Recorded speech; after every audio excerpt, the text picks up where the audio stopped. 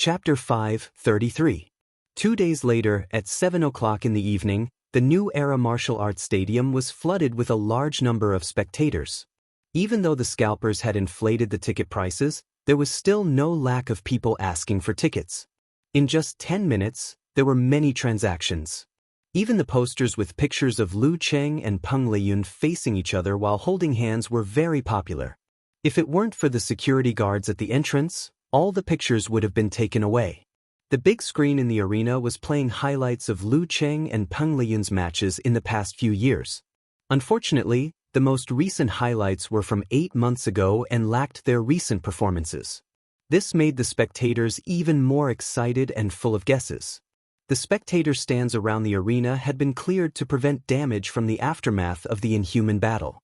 At the same time, the Huahai city government had specially mobilized a group of martial artists from the police force to stand guard at various key locations to prevent accidents. When Peng Liyun heard the clamorous cheers echoing endlessly outside, he snapped out of his daze in the changing room. He looked around at Coach Huang Qin, Second Commander Fang Zhirong, and the others, and said with a faint and clean smile, "I'm not going anywhere. I'll be the first to go." His voice wasn't loud and his aura was gentle. Fang Zhirong was inexplicably stunned and forgot his original thoughts. He nodded in agreement. Instructor Huang Qin, whose hair was completely white, nodded slightly and didn't object. As for Bernhard and the rest, they didn't object either. Peng Liyun retracted his gaze and looked at the TV screen in the locker room, his thoughts drifting.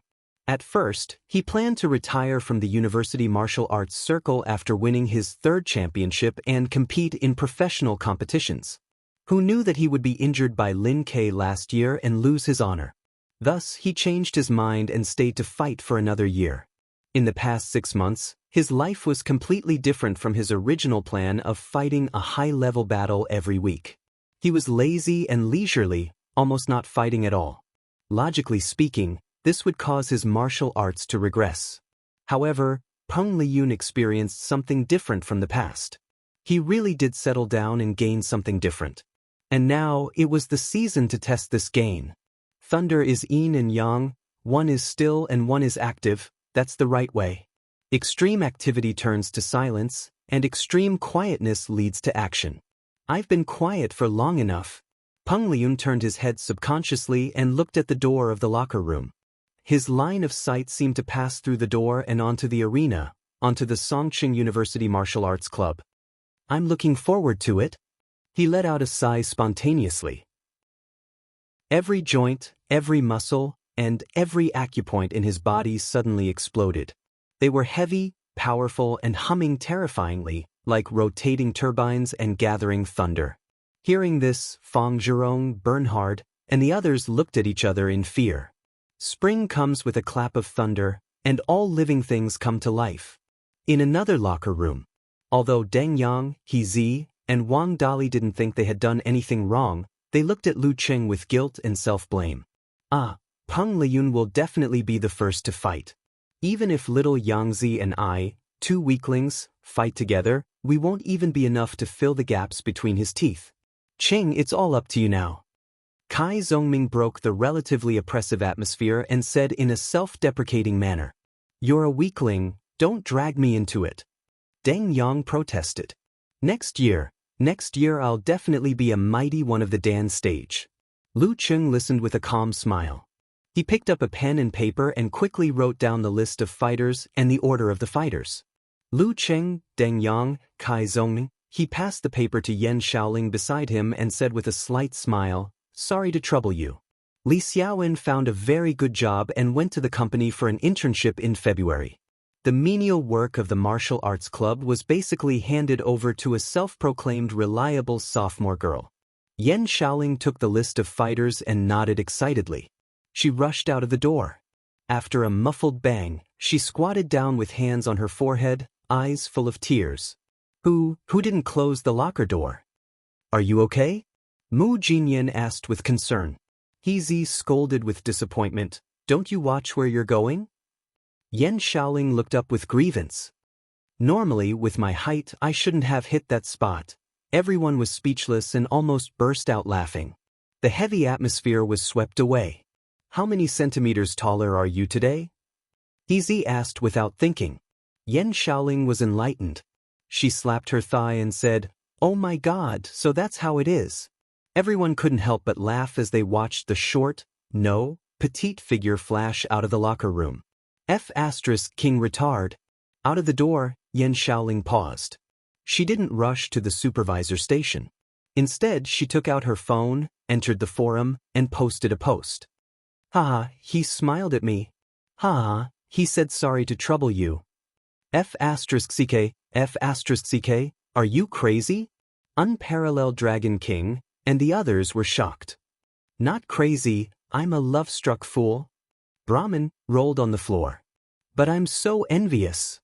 In the locker room, Lu Qing shook his head with a smile. He closed his eyes and suddenly recalled every detail of the past 6 months.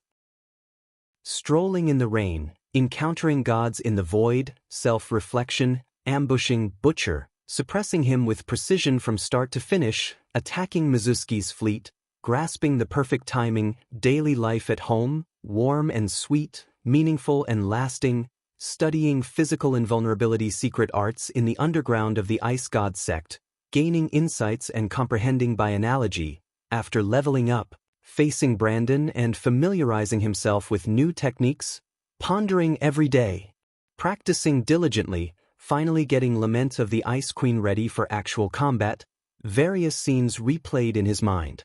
Finally, they merged into a furnace and ignited a burning desire for battle. After 8 months, it was time for him to give it his all again.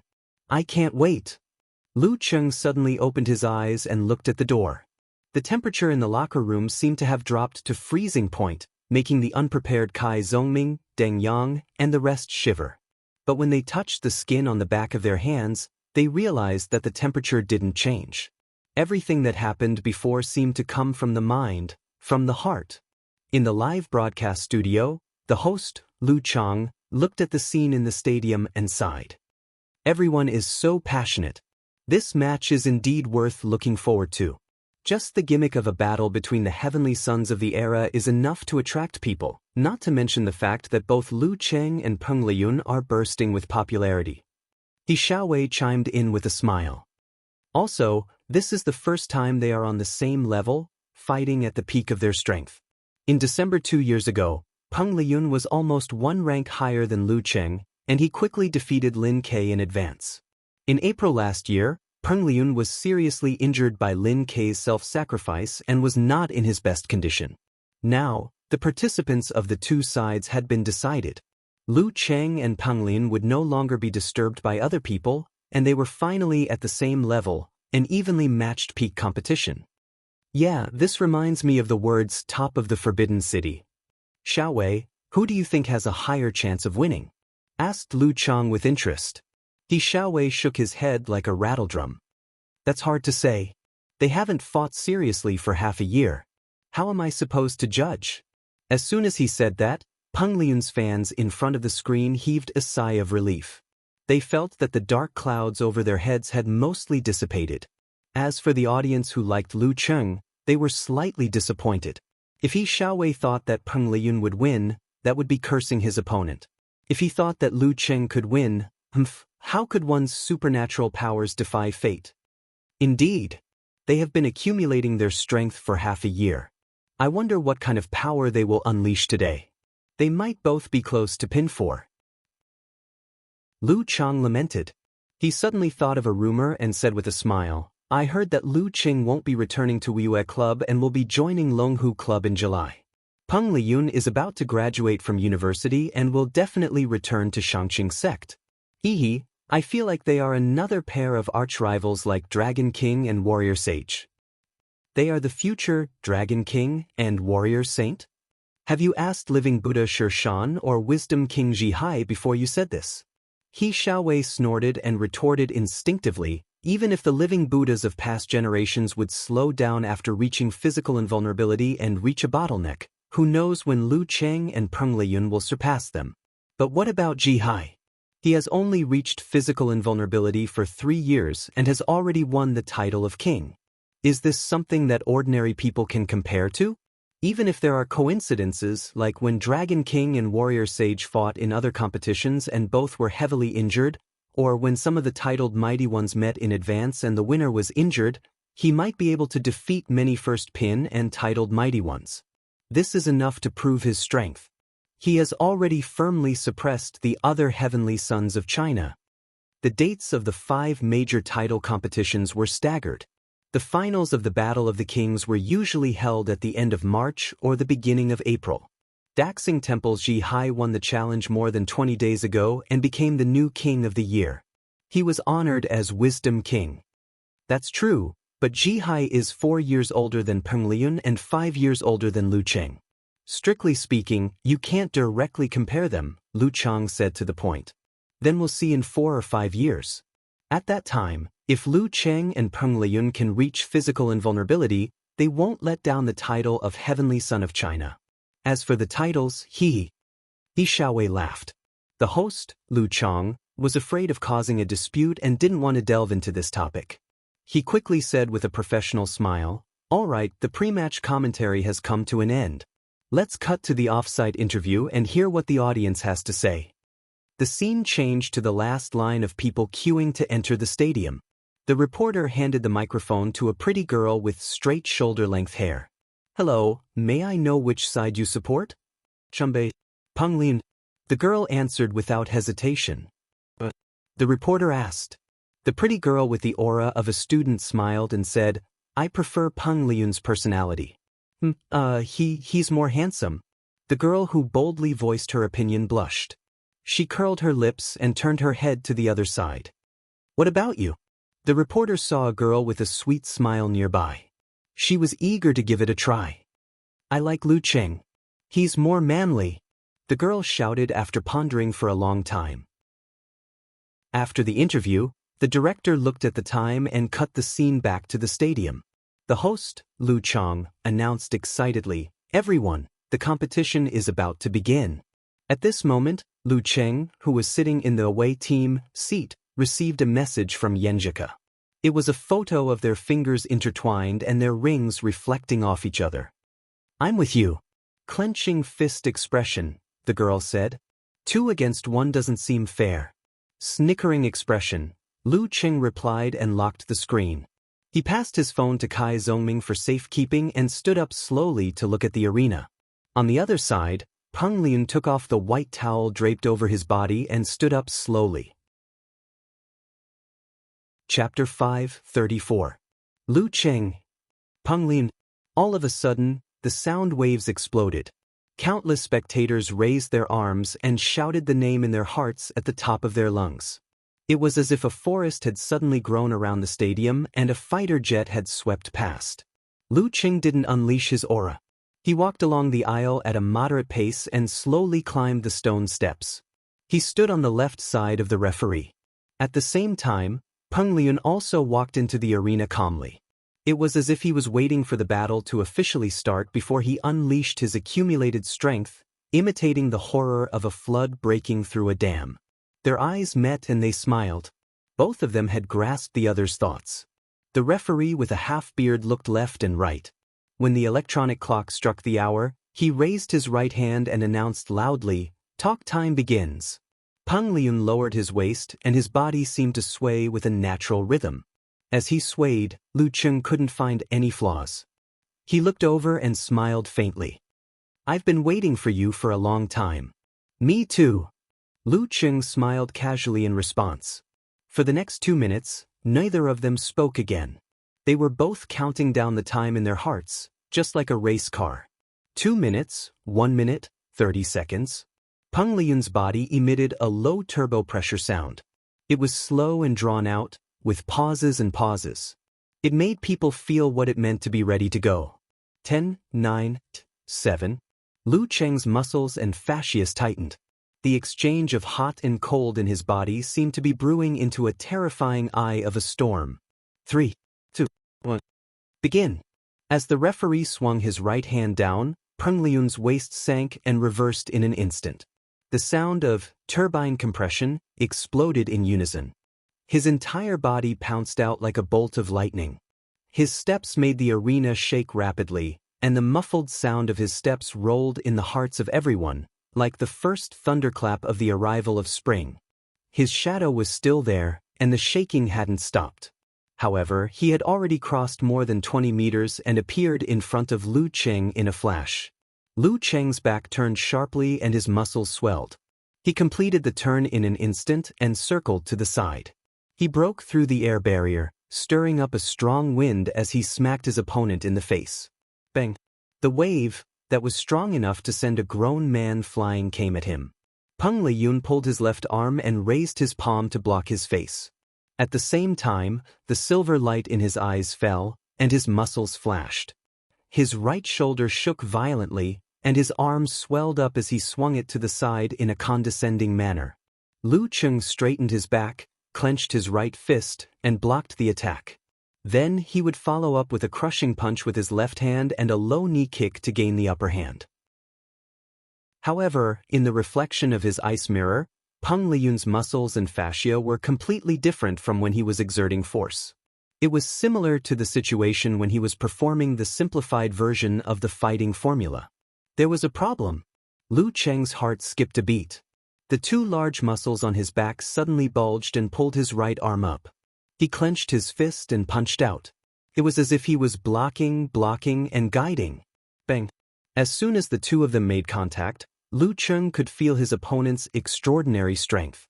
If he took it head-on, his arm would definitely be knocked away and he would be knocked backwards. His clenched fist suddenly stretched out, and his palm moved diagonally from the bottom to the top. He skillfully diverted Peng Liyun's attack, and although it seemed as if it was as light as the wind, it was actually a very dangerous parry. Peng Liyun took advantage of the momentum to turn his body. He raised his left arm again, and in the flash of an electric arc, it swelled and hammered downwards. The basic martial arts of the Thunder Sect, lightning and fire stance, could stimulate the tailbone and cause an outburst. At the high-ranked Dan stage, there would be a corresponding advanced version of the secret art. After Peng Liyun comprehended Heaven's golden flame, he simplified many of the steps and used pure electric shock to injure the body with extremely strong control. He obtained a technique that weakened the effect but allowed him to use it faster. Bang! Bang! Bang! He swung his arms, and in the flash of electric arcs, he hammered down ferociously. This caused the surrounding air to condense into layers of dark clouds that weighed down on Lu Cheng's heart, bringing about a terrifying mental deterrence. This also caused the audience to have an inexplicable hallucination. It was as if Peng Liyun had transformed into the god of thunder with a giant hammer in his hand. His upper body was bare, and his bronze muscles were wrapped in electric arcs. Amidst the sweat dripping down his masculine and powerful aura, he swung and smashed again and again. It was completely different from his usual style, and it was refreshing. Lu Cheng didn't dare to be careless. He immediately circulated his qi and blood to stimulate the corresponding parts of his body. Simplified fighting formula. His muscles bulged and he pulled back his arm in a fighting posture. His fist shot out like lightning towards his opponent's giant hammer. He was going to meet force with force and meet force with force. Boom, boom, boom. He exploded 3 times in a row and bounced back 3 times, stirring up an invisible airflow that turned into waves. The electric arcs flickered and splashed everywhere. Boom. Their arms propped up their sleeves, and their muscles looked like they were about to explode. Peng Liyun's explosion was still slightly inferior to the secret technique. His body shook and he took a step back. Just as Lu Cheng was about to take the opportunity to stretch his back and launch a series of attacks to bring the rhythm into his control, he suddenly put his palms together. It was as if he was about to unleash the thunder blade with a thunderous boom. Lu Cheng shifted his center of gravity and immediately turned to the right in an attempt to avoid being struck by lightning. However, Peng Liyun's strike didn't make any sound. Instead, the sound of a vortex spinning madly in his body sounded again. A huge and strange suction force appeared out of thin air, pulling Lu Cheng to the front. In the previous hammer strike, he had secretly left electric arcs, accumulating a layer of single-attribute electric charge on his opponent's body. Now that north and south were attracting each other, it came in handy. Thunder begets magnetism, and magnetism begets force. After the suction, Peng Liyun pulled his palms apart, pulling out a silver-white electric snake as thin as a cicada's wing. It was blinding. Pseudo-cloudless thunder blade. However, Lu Cheng seemed to have been prepared. Just as he was pulled forward, he took advantage of the momentum and squatted down. Not only did he dodge the instantaneous electric light in time, but he also threw a punch at his opponent's waist. How could he, who had stepped into the realm of encountering gods in the void and self-reflection, not notice the layer of electric charge on his body? He had been holding back all this time to create an opportunity. Bam! The two of them were less than half a step apart. Before the crisp sound faded, the punch was already close. Cold sweat beaded on Peng Liyun's forehead as he reversed the vortex. The humming sound erupted again. Lu Cheng's punch was getting slower and slower, as though he was caught in a repulsive force field. However, at this moment, he snapped his fingers and opened them, shooting out streaks of crystal-clear and cold ice soul brilliance.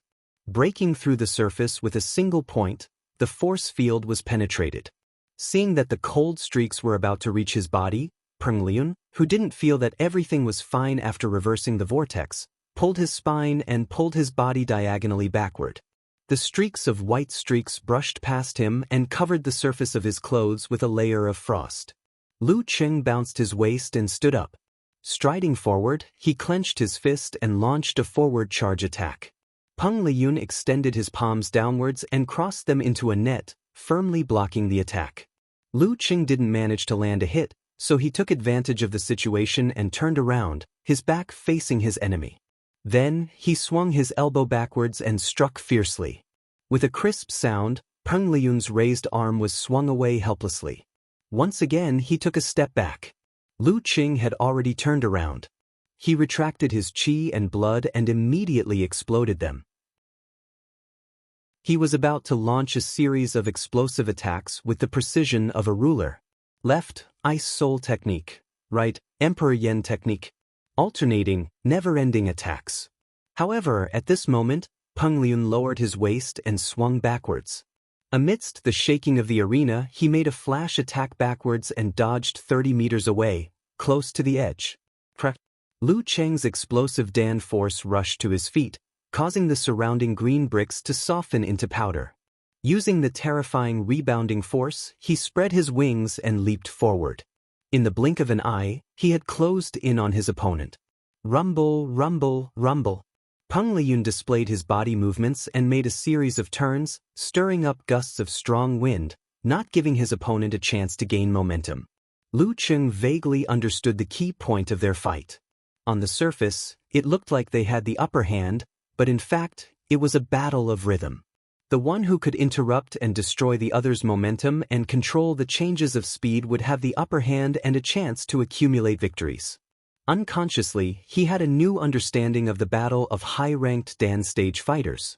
After several turns, he still couldn't get rid of his opponent. However, Peng Liyun took the opportunity to complete the outline of the Green Jade Talisman book in his mind. He condensed a thunder snake in his palm and released a powerful bolt of lightning that turned from green to purple. Simplified physical invulnerability move, Thunder Seal, revealed. With the help of the ice mirror, Lu Cheng had already sensed it. He pulled his waist and back, swung his center of gravity, and dodged to the side. The lightning struck the ground of the arena, leaving a long, meandering charred mark like a big tree. Peng Liyun immediately counterattacked when his opponent's rhythm paused. He lowered his qi and blood and condensed them into a single point, in exchange for a violent explosion and ferocious rush. Bam! He took a step forward, his right arm swelled and punched. His fist was covered with a layer of silver-white thunder snake, as if he was wearing an exaggerated thunder glove. It was heavy, strong, and fierce. Lu Cheng followed up with forced concentration. He pushed his feet together and rushed forward with the heart-drilling hammer, blocking his opponent's fist. Boom! The explosion broke up the electric arc, and the impact caused a shock. The two fighters were evenly matched. One was slightly paralyzed, while the other's qi and blood were slightly disturbed. Bam! Bam! Bam! Peng Liyun kept punching with his fists. When they were evenly matched, he suddenly turned his body and pulled back his leg, creating another bolt of lightning. Boom! Boom! Boom! His whip leg followed by a knee strike followed by an arm flick followed by a reverse swing, and a reverse swing followed by a hammering with the other hand. The series of attacks flowed smoothly. Every strike burst out with Dan force, spewing out thunder snake, illuminating the arena.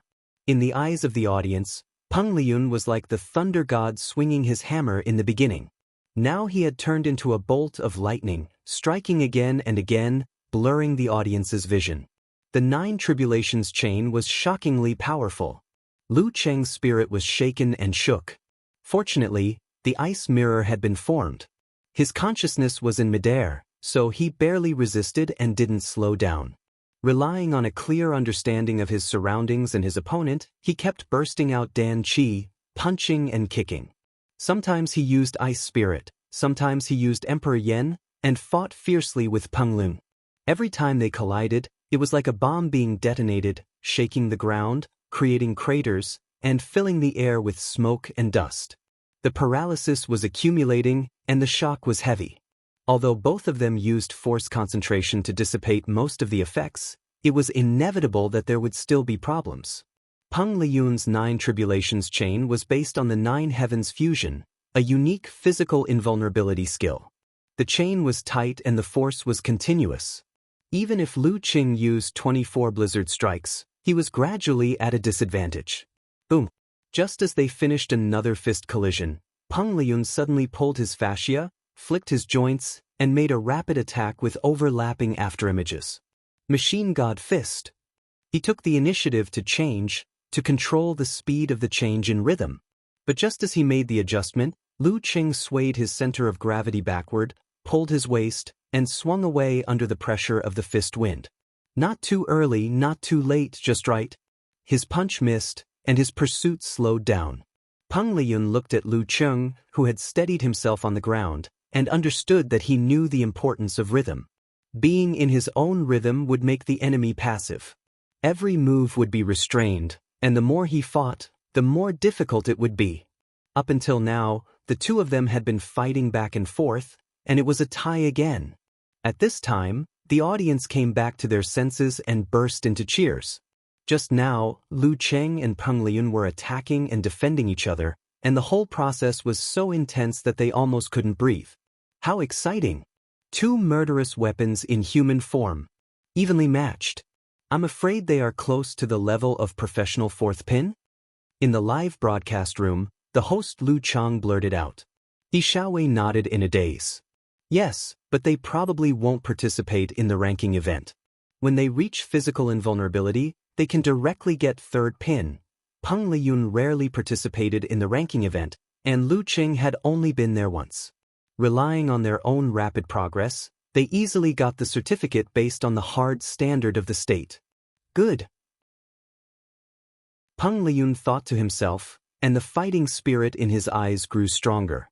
With a flash attack, he closed in on his opponent and made another strong attack. Good move. Lu Qing was in high spirits, and he didn't dodge. Instead, he returned his qi and blood, balanced into a dan, and spurted out his force. Then he pushed his feet inward, shook his right arm, and turned it into a steel whip, and swung it down diagonally. Bam! There was a loud explosion, and the ground was in a mess.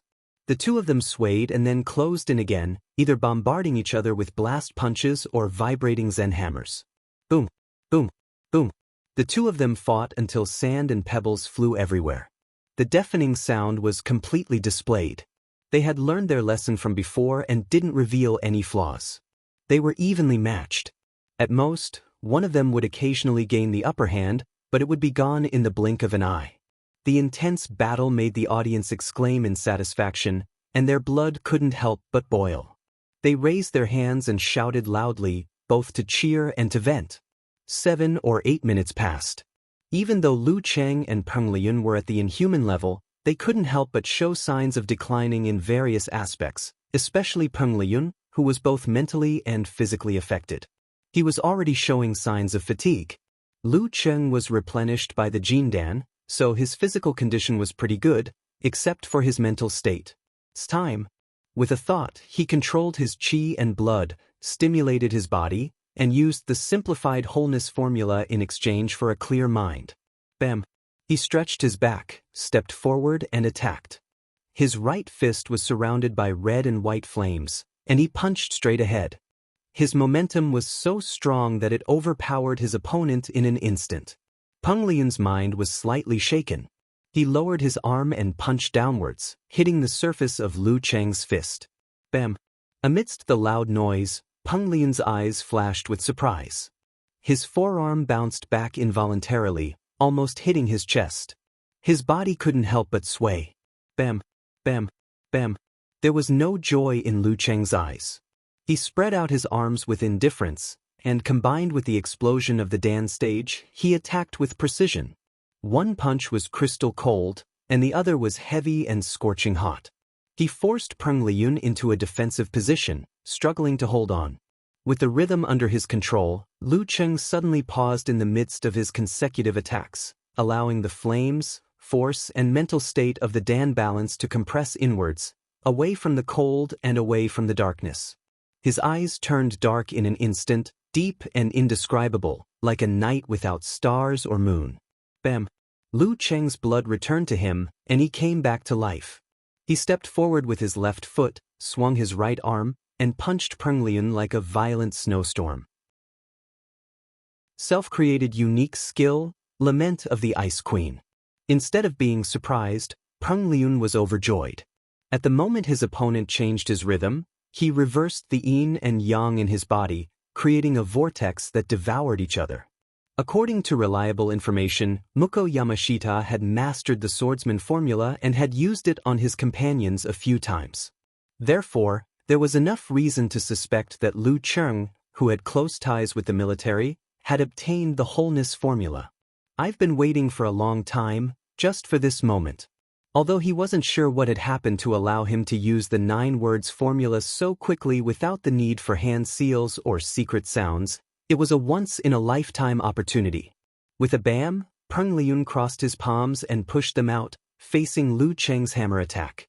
The surrounding light dimmed in a frightening manner. A muffled sound like a dud was heard. Peng Liyun's palm that was holding Lu Cheng's fist glowed with a layer of ice. The freezing spread rapidly, sealing him in ice in an instant, as though he had been placed in a transparent coffin. Lu Cheng felt his mental and physical strength leaking out rapidly into the depths of Peng Liyun's palm, as though he had encountered the star-sucking great skill. It was the same unique skill that he had created himself, reverse vortex. Thump, thump, thump. Lu Cheng withdrew his hand abruptly and took 3 steps back. His legs were weak and he looked exhausted. A lose-lose situation, said the guest commentator, He Xiaowei, in amusement. Before he could finish his sentence, he saw Lu Cheng energize and regain his vigor. Then, with a sliding step, he closed in on his opponent who had yet to break free from the ice seal. The second strike of the simplified wholeness formula. Did he take his medicine? He Xiaowei was shocked. How many lives does this guy have? Up, down, left, right, back and back? And he's still a hero? It was just a simplified version, so the effect wasn't as good. Lu Cheng wasn't at his peak, but his punches and kicks weren't slow at all. He swung his left arm, straightened it into a spear, and aimed it at Peng Liyun's throat. Peng Liyun was frozen, so his body's reaction was slow. He shouldn't be able to parry in time. At that moment, an electric light flashed and landed on Peng Liyun's elbow. The shock caused his forearm to swing out violently, blocking Lu Cheng's fist with a bang. Following that, Peng Liyun kept shooting out silvery white electric current to stimulate the corresponding parts of his body. This allowed his sluggish and stiffened muscles to move correctly, blocking Lu Cheng's attacks one after another. How can this work? Lu Cheng was stunned. He was almost counterattacked by his opponent. How can this work? He Xiaowei blurted out, dumbfounded. Is this the knee-jerk reaction? Or is he using electric current to simulate neuron signals to forcibly move his frozen body? Is he still F*King human? He's already an inhuman. I can't let Peng Liyun break free from his stiffness. I have to end this quickly. Lu Cheng couldn't be bothered to be stingy with his mental strength. He kept drawing back his qi and blood and blasting out his Dan force. One punch was covered in frost to replenish the effects of the cold, while the other was surrounded by red, detonating externally to create vibrations. Peng Liyun forced himself to perform force concentration. The feeling of being frozen and stiffened lessened each time. Although his internal injuries were worsening, he didn't show any signs of losing. Lu Cheng stepped forward, stirring up strong winds. Seizing the opportunity when his opponent's movements were affected, he switched to 8 different positions and struck 8 ice spirit force. Peng Liyun was on the verge of collapsing. At that moment, Lu Qing used snow cover followed by cold devour. Nimble as a fox, he flashed behind Peng Liyun. Taking advantage of Peng Liyun's missed attack, he was going to win. At the critical moment, the turbine in Peng Liyun's body spun again, releasing a strong repulsive force. Lu Cheng's heart was as cold as ice. Unmoved, he channeled his qi and blood to stimulate his body and used the simplified fighting formula again. Bam! He retracted his arm and swung it out with his bulging muscles, breaking through the air barrier and breaking through the force field. Then, he swung his arms and struck continuously with Zen, not giving his opponent a chance to catch his breath. Bam bam bam. Peng Liyun's qi and blood churned and his muscles twitched. Affected by the electric current, his limbs became sluggish. Exhausted, Lu Cheng paused for a moment and used the simplified wholeness formula one last time. Invigorated, he took a step forward and struck with a Zen punch with his left fist. Peng Liyun was wobbling, his internal organs on the verge of rupturing. Bam! Lu Cheng didn't hold back. He continued visualizing and raised his right arm. Severe warning. Peng Liyun's body was so sluggish that it was difficult for him to dodge. He could only use the electric current to stimulate him and raise his arm to receive the blow. Bam! Peng Liyun's body trembled and he stood rooted to the spot. Although his mind was under the thunder god's suppression and his thoughts weren't completely frozen, he couldn't send out signals in time to control his body. Lu Cheng swung his left arm and opened his palm, pressing it against his opponent's head. The referee raised his right hand and ended the long and arduous battle. First round, Lu Cheng wins. Lu Cheng heaved a sigh of relief. Until the very end, he felt that priest would be able to turn the tables. Once his momentum dropped, his spirit withered. In terms of other aspects, he was still slightly inferior to Peng Liyun. Moreover, the simplified wholeness formula's effect was getting worse with each strike. If his opponent could withstand 3 more strikes, he would probably be the one to lose. Of course, priest's energy consumption wouldn't be much lower than his. Even if he could break free from the effects of paralysis, he might not be able to seize the opportunity to win. Victory was only a hair's breadth away. Peng Liyun recovered, stared at Lu Cheng and blurted out, "Encountering gods in the void?" "Yeah." Lu Cheng nodded calmly. "Impressive." Peng Liyun praised. With great difficulty he turned and left. He shook his head and smiled as he walked. He didn't feel dejected, only the urge to try again. The surrounding audience came to their senses and applauded enthusiastically. Chapter 5:35. Looking at Peng Liyun staggering back and feeling his own muscles trembling uncontrollably under the influence of the residual electric current, Lu Cheng, who was standing in the middle of the arena, suddenly felt a little emotional. "I've finally defeated the great demon king fair and square. It wasn't easy at all. From today onwards, he and I will truly stand on the same level. We will look at each other on equal footing.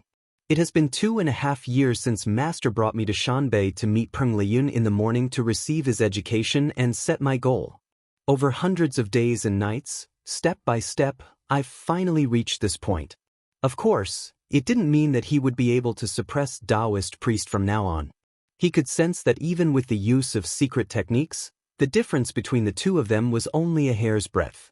If he hadn't misjudged the situation and carelessly clashed with the lament of the Ice Queen, the outcome might have been completely different. And at the current stage of the advancement of the inhuman level, every step forward would be extremely difficult. Even if he were to master the fire sex techniques and Taoist priest's mastery of other supreme arts, he would only be able to enrich his means and surprise his opponent once or twice. He wouldn't be able to bring about any substantial improvement. For a long period of time, the two of them would be evenly matched. Lu Qing took one last look at Peng Liyun before slowly retracting his gaze. He thought to himself, next, our competition will be to see who can reach the Dragon Gate faster and who can achieve physical invulnerability first. On the spectator stand, and Chaoyang, who had specially bought a ticket, uncrossed his hands and leaned back. He sighed and muttered to himself, hey, Priest didn't go all out but lost the match. It wasn't that Peng Liyun had never failed in the past. However, he would either lose to the mighty ones or lose because he wanted to see his opponent's secret technique. It was rare for him to go all out and still lose to his opponent. This was even more so when it came to a battle of the same level. In the changing room of Capital Academy, Renli watched the entire live broadcast. She wasn't worried that it would affect the second semi-final match that was about to begin. At this time, her doll-like beautiful face had a bit more disappointment and also a bit more relief. He was disappointed because Lu Qing had finally caught up with him. His worries had become a reality. He was relieved because it was proven that Taoist priests could also fail.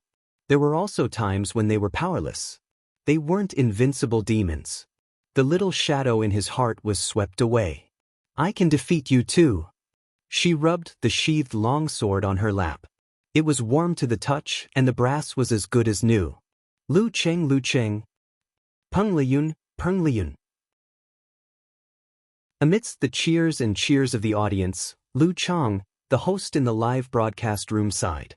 What a wonderful match. Lu Qing is so strong. The era of the big devil is over. Indeed. Even though the gap between their performances isn't big, and Peng Liyun might be able to win the next match, the invincible Demon King has indeed passed away.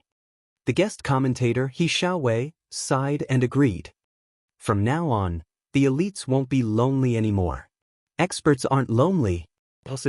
They don't have to worry about not having an opponent of the same level. They can train and improve each other. They can be like friends and enemies, surpassing the past. Lu Chang praised.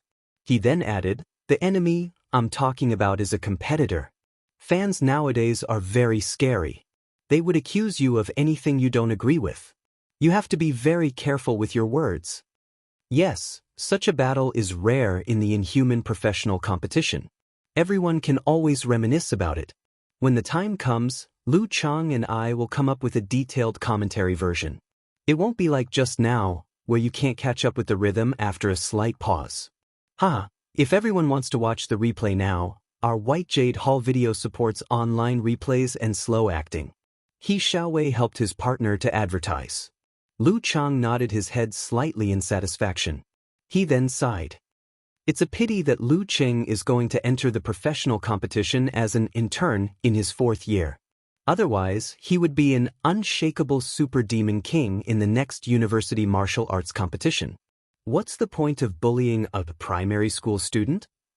Without Peng Liyun, Ren Li, and opponents of similar strength, what's the point of bullying noobs? It's a waste of time, a waste of life. He Xiaowei said with a smile. Lu Chang thought for a while and answered seriously, personally, I have to admit that bullying noobs is really interesting. As he spoke, he laughed. He Xiaowei couldn't help but laugh as well.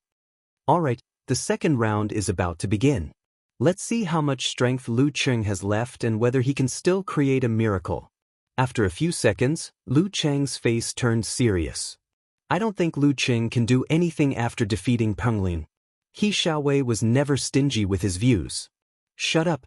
Every single one of Shanbei's supporters and Peng Liyun's fans shouted the same word in their hearts. Early in the morning in America, the sky was slightly bright.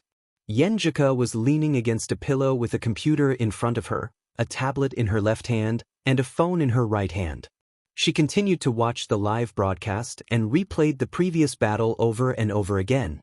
She kept scrolling through the forums and Weibo with praises. When the referee announced the result, Yan Shaoling jumped up from the seats of the Songqing University Martial Arts Club. She waved her arms excitedly and mumbled incomprehensible words. If He Zi hadn't held her back, she really didn't know what she would have done.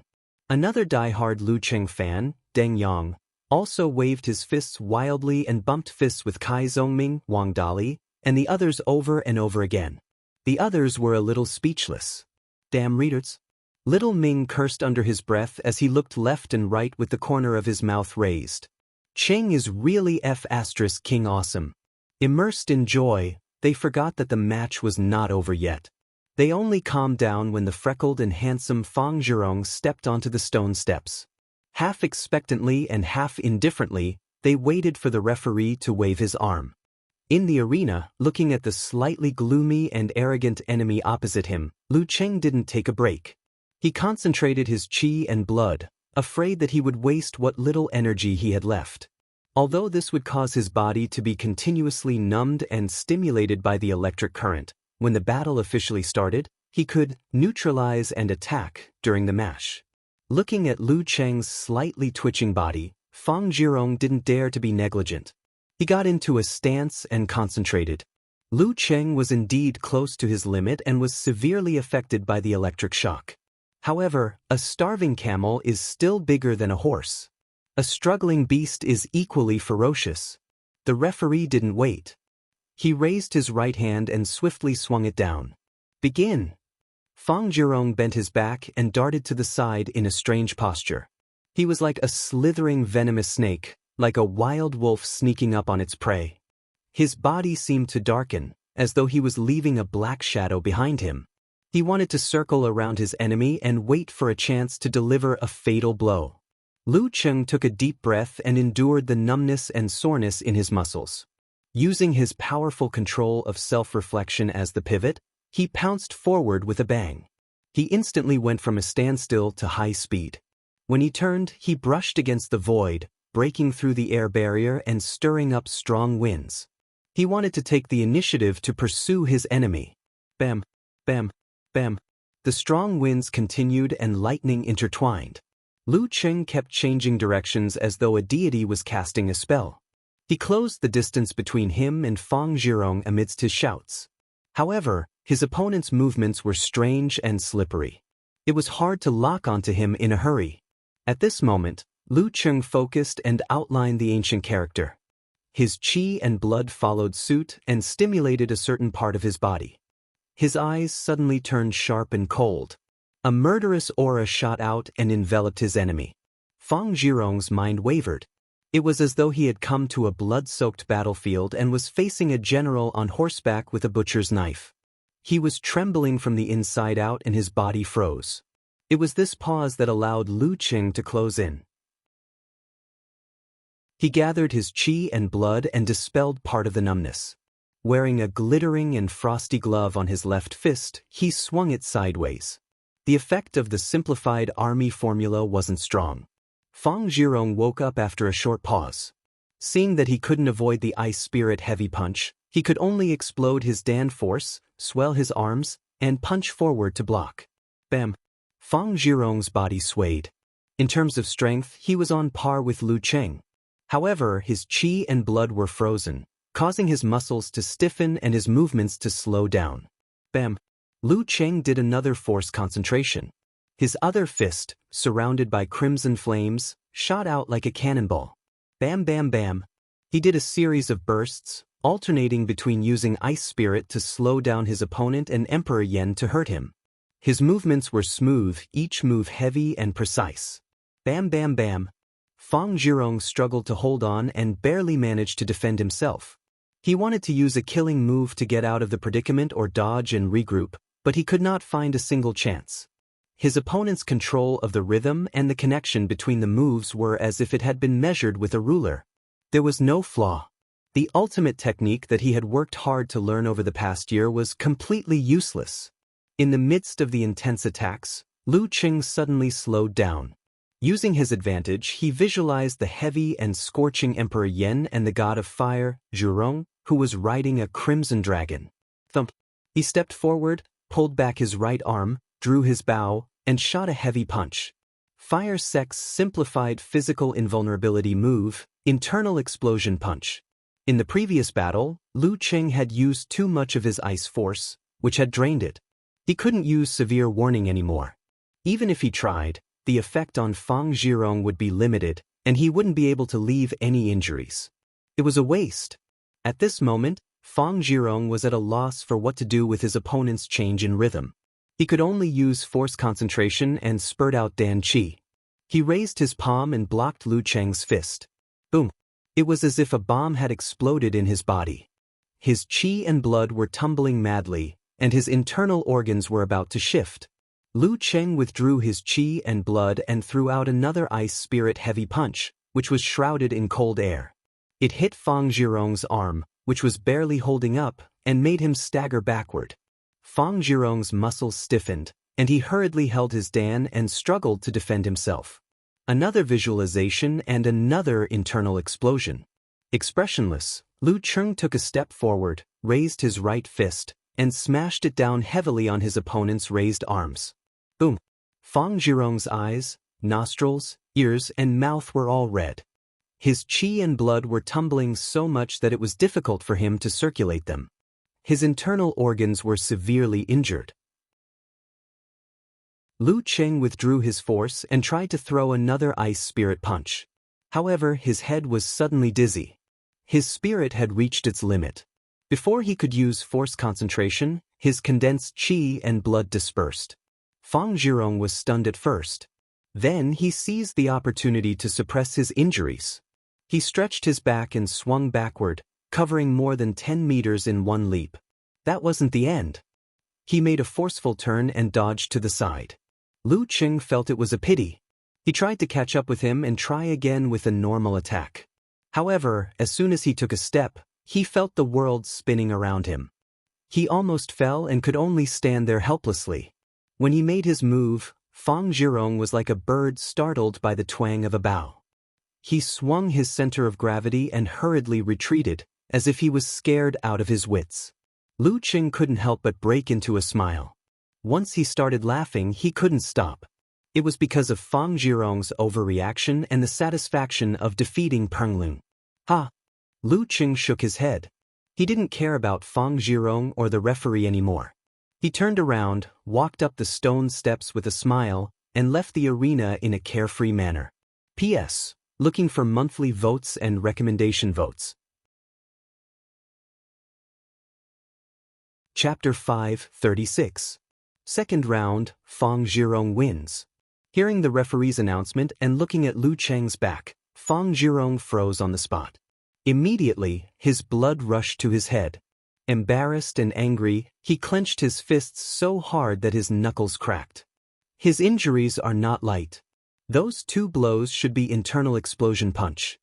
In the live broadcast studio, the host, Lu Chang, said, half surprised and half seeking confirmation. However, he didn't hear the answer he expected, be it a yes or no. His surroundings were eerily quiet. What's going on? Lu Chang turned to look at his partner, only to see He Xiaowei in a daze. His lips were trembling, and his face was alternating between red and green. TSK, what does Fang Zhirong's injuries have to do with you? Why do you look like you've lost your entire family fortune? Lu Chang was confused and full of doubts. At this moment, a thought flashed through his mind. He remembered something from before and instantly understood the whole story. He Xiaowei had sworn that if Daidu won the championship, he would shave all the hair on his head. After taking 2 internal explosion punches from a weak inhuman, Fang Zhirong's injuries weren't something that could be healed in 3 to 5 days. When he fought in Daidu, he would be considered strong if he could still exert 50% of his strength. Looks like the casual poison healer has to be replaced by the carefully prepared kind. Lu Chang looked at He Xiaowei's head from head to toe. His lips were tightly pursed, and his cheeks and neck were trembling as he tried to hold back his laughter. Looks like I can probably look forward to it. What kind of scene will it be? I can't hold it in, ha. Returning to the seats, Lu Cheng saw that everyone was still in a daze. What's wrong? Although he didn't expect to win this match, he shouldn't have waited so long. Kai Zhongming's mouth twitched. Have you ever considered us? What's the situation? Lu Cheng was confused. If you say you lost, then you lost. Why are you laughing? Little Ming pointed at Fang Zhirong in the arena. Look at him. He's obviously holding back his anger. He'll definitely vent it on little Yangzi and me and torture us. Even if that guy is seriously injured and weakened in all aspects, he's still not someone a top 9th pin fighter can challenge. Lu Cheng came to a realization. He solemnly extended his hand and patted Talker's shoulder. "Don't worry, there's a referee." Kai Zongming was so angry that he laughed. "You might as well not have said anything." It made one's calves tremble even more.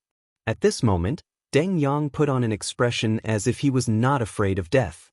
He bumped fists with Lu Cheng and the others one by one and walked towards the ring with his head held high. After watching him walk a few steps forward, Lu Cheng took back his phone and shared his joy with Yenjika.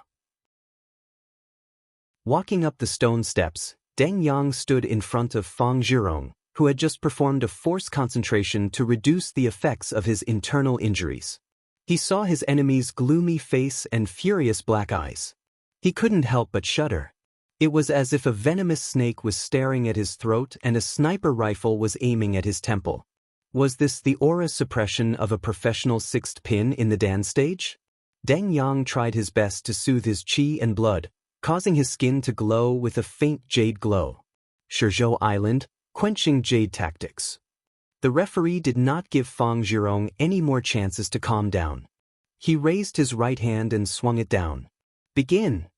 Fang Zhirong did not wipe the blood from his mouth and nose. He bent his back and slithered forward, strangely but quickly closing in on Deng Yang.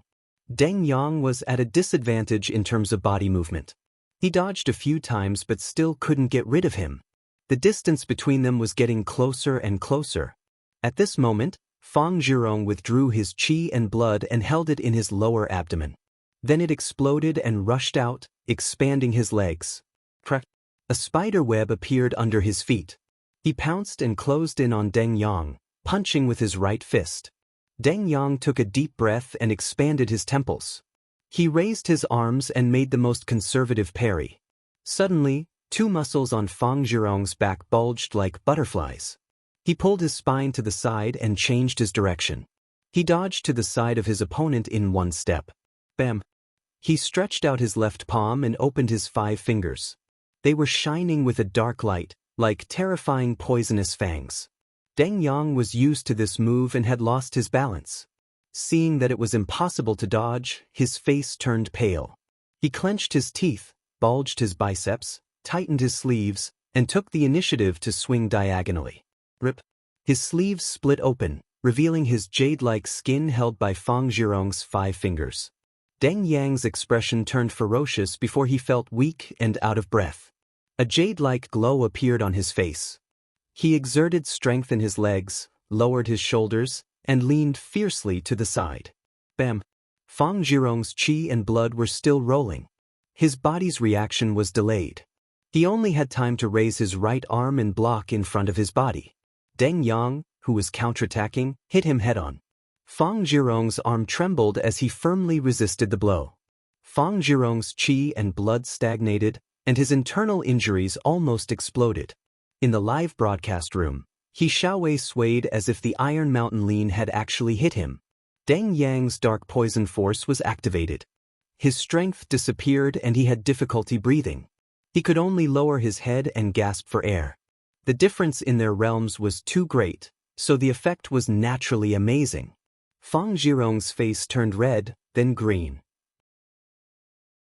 He blocked with his right arm and his left fist was about to hit his opponent's lower abdomen.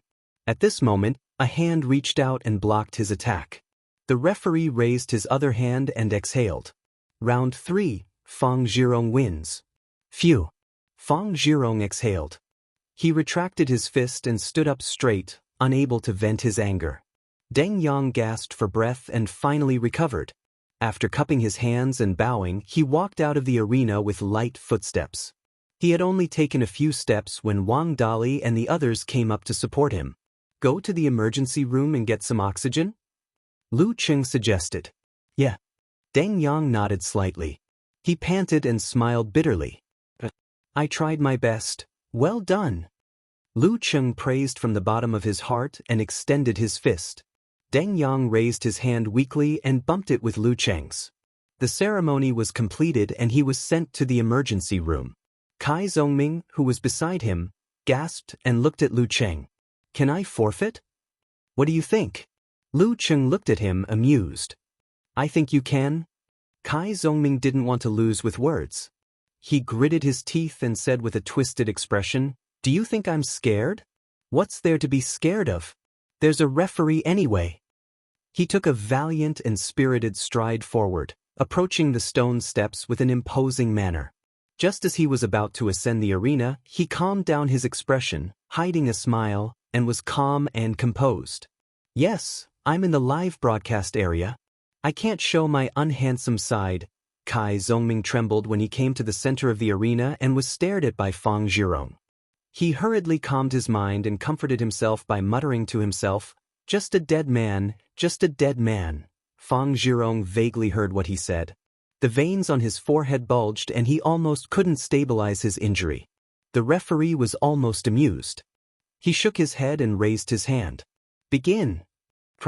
Fang Zhirong made a forced concentration right at the start of the match. He pushed off the arena with both feet and lunged at Kai Zongming at lightning speed. His vision blurred and his enemy was already close. Kai Zongming tensed up and followed his plan. He braced his feet and raised his arms to block. His two hands grabbed each other's cuffs in a weird posture. Bam! Fang Zhirong opened his 5 fingers and was about to grab his enemy's forearm. At this moment, 2 tearing sounds were heard. Kai Zongming tore off his sleeves and used the fabric of his clothes as a flag. He expanded his airflow and wrapped it around Fang Zhirong's palm. He countered with softness. Then, he flicked his elbow and threw his forearm at his opponent's face. He was ready to launch a second attack with his knuckles. Fang Zhirong's face darkened. He pulled his shoulder and lifted his other arm, staining the edge of his palm with a touch of green. Bam! He flipped his palm and hit his enemy's bare arm. In an instant, Kai Zongming felt the pain of thousands of arrows piercing his heart, knives scraping his bones, and needles stabbing his fingers. He instinctively hugged his arm and screamed. Cold sweat beaded on his forehead. His face was pale and he looked like he was about to faint. The 27th move of the Plague Sect, Scorpion Tail Needle. This was a unique skill that magnified pain. Fang Zhirong took the opportunity to raise his waist and knee forward. The referee raised his leg in time and blocked the attack. He raised his right hand and announced, "Round 4, Fang Zhirong wins." Final result, Shanbei University Martial Arts Club wins. Fang Zhirong took a deep breath and calmed down a little. He raised his hands and applauded to the audience who had supported him. Kai Zongming was in a daze. He walked down the arena in a daze. Every step he took seemed to be extremely painful and drained of all his strength. When Lu Cheng and Wang Dali supported him, he recovered and felt the pain begin to subside. He spoke for the first time, F*CK. F*King hurts. I'm relieved that you're alive and kicking. Lu Cheng chuckled and asked casually, "How did you feel just now?" "Feel? I'm F*King doubting my life." Little Ming replied with a rich expression. The first round of the semifinals was over. Songqing University was eliminated. Shanbei University advanced to the finals for the 4th time in 4 years. Lu Cheng and the others were mentally prepared for failure. They weren't too sad, but they felt a little disappointed and had mixed feelings. After watching Renli show her invincible power and lead the Capital College Martial Arts Club to the finals, Songqing University's group took the bus back to the hotel.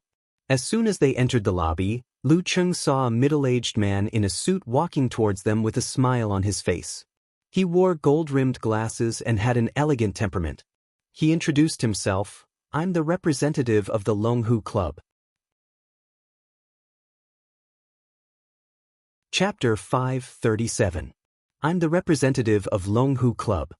Hearing this, Kai Zongming and the rest looked at each other excitedly. They patted Lu Cheng on the shoulder and walked past him to the elevator. "Hello." Lu Cheng locked his phone and nodded with a smile. "Hello, my surname is Zhang. Today, I'm mainly here to discuss the general conditions and our arrangements for the future. If you feel that there are no problems, we will draft a contract and send it to you in a few days." Mr. Zhang pointed to the cafe next to the lobby. "Let's sit and talk." "Sure." Lu Cheng didn't refuse. After ordering a drink, Mr. Zhang crossed his fingers and placed them in front of his chest. He smiled and said, "Judging from your reaction, you really won't be returning to Wuyue Club." "I'm relieved."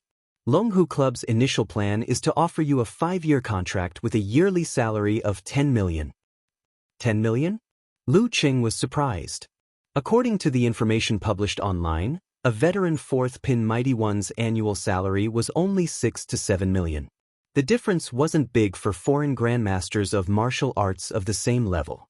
Money in China was still very valuable. Mr. Zhang chuckled and said, Dragon King suggested that you be treated as a quasi-physical invulnerability expert. This is only your salary and doesn't include bonuses or benefits. If you don't mind, I'll talk about the subsequent terms. I'm very satisfied, Lu Qing replied with a smile. He didn't bargain. This was much better than what he had expected. Moreover, Dragon King had fought hard for it. If he asked for more, he would be too greedy. Mr. Zhang took a sip of his black coffee. He pushed his glasses and said, the main source of bonuses is from winning. For every match you win, depending on the importance of the match, you'll get a bonus of 100,000 to 200,000. In addition, you'll get a share of the club's final ranking. He picked the important points and said, the benefits will be based on the income from the club's related industries. If you're not a physical invulnerability expert, it won't be much. After you make the big leap, your annual salary and bonuses will be just pocket money. Of course, if you want to get more, you'll have to work for the club. This isn't mandatory. I have no problem with the general terms. When the time comes, I'll get a lawyer to take a look. Lu Qing nodded in agreement. That's what you should do. Mr. Zhang smiled and talked about other agreements. When he reached a preliminary agreement with Lu Qing, he moved on to the next arrangement. Is it okay to report before July? No. Lu Qing shook his head. With your current realm and strength, it would be very difficult for you to participate in the top professional competitions. It's also quite risky. We'll give you some time to digest the Dan stage unique skill of the fire sect. We'll register you for the preliminaries of the Battle of the Kings in mid-August. After that, we'll make similar arrangements. We'll strive to let you have a high-level battle every week. Next year, in February or March, if you agree, I will let you experience it for yourself in a 2nd or 3rd-tier professional team that you have a good relationship with. If there is a serious injury, the club will take care of the first 3 months. After that, the insurance company will take care of the rest. You can rest assured. In short, the goal is for you to make the great leap and achieve physical invulnerability within 3 years. By the way, I forgot to mention that we have the priority to renew the contract. We can also buy out the contract. Mr. Zhang emphasized his words with his hand gestures to show his confidence in Lu Qing. The 4-tier professional competitions in China started at the end of February or the beginning of March and ended at the end of December or the beginning of January every year. The central government would have 2 long breaks, as well as a gap to make way for the 5 major title competitions. Among the 5 major title competitions, the Battle of the Kings would be held from mid-August to early September every year. In the first 2 weeks of December, there would be an elimination battle to determine the challenger of the previous king. In March or April of the following year, the winner of 2 out of 3 rounds would be the new king. The title competitions of the Warrior Sage, Supreme Class, Master, and Kirin had similar arrangements. They would take advantage of the gaps in the professional competitions. The only difference was that each competition format was slightly different. For example, the top 3 of the Supreme Class would be eliminated in an elimination battle. They would form a 4-man round-robin with the previous champion. They would face off against each other once, and the one with the best record would win the title. If there was a tie, there would be a tiebreaker. After Lu Qing asked for a few details and expressed his opinion, the preliminary discussion ended happily. Mr. Zhang drank the last mouthful of black coffee and extended his hand with a smile. Then I'll go back and draft the contract. Congratulations on joining the Longhu Club. We're on the same side from now on. Lu Qing extended his hand and shook the other party's hand. Goodbye. Rest early. Mr. Zhang waved his hand and left with a face full of joy. Watching his back disappear at the entrance of the cafe, Lu Qing sat down again. Looking at the dimly lit environment, listening to the gentle and melodious music, he drank a mouthful of slightly sour lemon water to quench his thirst. He suddenly realized that a journey in his life had come to an end, and a new adventure was about to begin. He had always known that he would leave school after the national championship and enter society after his third-year exams. However, knowing clearly and feeling clearly were two completely different concepts. Now that things had come to a head, the footsteps of the future were stepping on his heart one step at a time. It was anticipation, hope, sadness, and melancholy. I'm leaving the martial arts club and the relatively simple school. What will the adult world, the world of professional martial arts, be like after July? I won't be able to travel to and from America as frequently as I did this year, let alone stay for 10 days to half a month. I might only be able to go once every 2 or 3 months, and I can only stay for 3 to 5 days each time. Brother-in-law was right when he said that the frivolous days of youth would end as soon as he matured. The melody of the music entered his ears.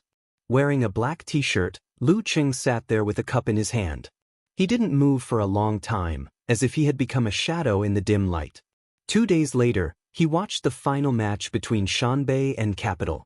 Renli used the Kong Tong swordsmanship, which was based on the unique skills of the Wind Sect, supplemented by Hidden Scent, and narrowly defeated Peng Lian, who had gone through a fierce battle and was not in his best condition. Fang Zhirong, who had not recovered from his internal injuries and was ravaged by Renli, finally lost to Jiang Kongchan. Of course, Lu Qing didn't let Jiang Kongchan off easily. The influence of the dark poison force had greatly reduced Jiang Kongchan's strength, so he couldn't win by himself. In the end, Jiang Jingfeng, who didn't show his strength, defeated Bernhard, drawing a perfect end to the hard work of the Capital Academy in the past few years. After this year, Peng Lian, Renli, Jiang Jingfeng, Xing Jingjing, and Piao Yuan all graduated. Lu Cheng, Li Xiaoyuan, and Fang Zhirong entered professional competitions in advance. The University Martial Arts Circle fell back to the level it was 2 years ago. It was foreseeable that there would be no such glorious and brilliant situation in the future. He Xiaowei, who was bald, commented, "The golden age of the University Martial Arts Circle has come to an end. P.S. I think it's better to put the following content in a chapter, so this chapter has fewer words." Well, this is the last chapter of the third book. Chapter 538. At the end of June, there were fewer and fewer students in the campus of Songqing University. In the season of summer, when the fruits on the branches were full, there was a sense of desolation in the air. Dormitory 302, Unit 2, Building 7. Lu Qing opened the closet and looked at some t-shirts, pants, and shirts in a mess. He was a little confused. These were the leftovers from Ko Qian's long-distance selection. At his feet, the 28-inch suitcase was full. The cardboard boxes were sealed with tape and pasted with express deliveries, waiting to be sent out. If you don't want your old clothes, you can take them to Building 12. A few seniors seemed to be organizing a donation drive. Zhao Chang tidied up his luggage and glanced at Lu Cheng. "Not bad. I'll go there tomorrow." Lu Cheng closed the closet door and turned around. He looked at Chang, who had been the head of the dormitory for 3 years. "When are you coming back?"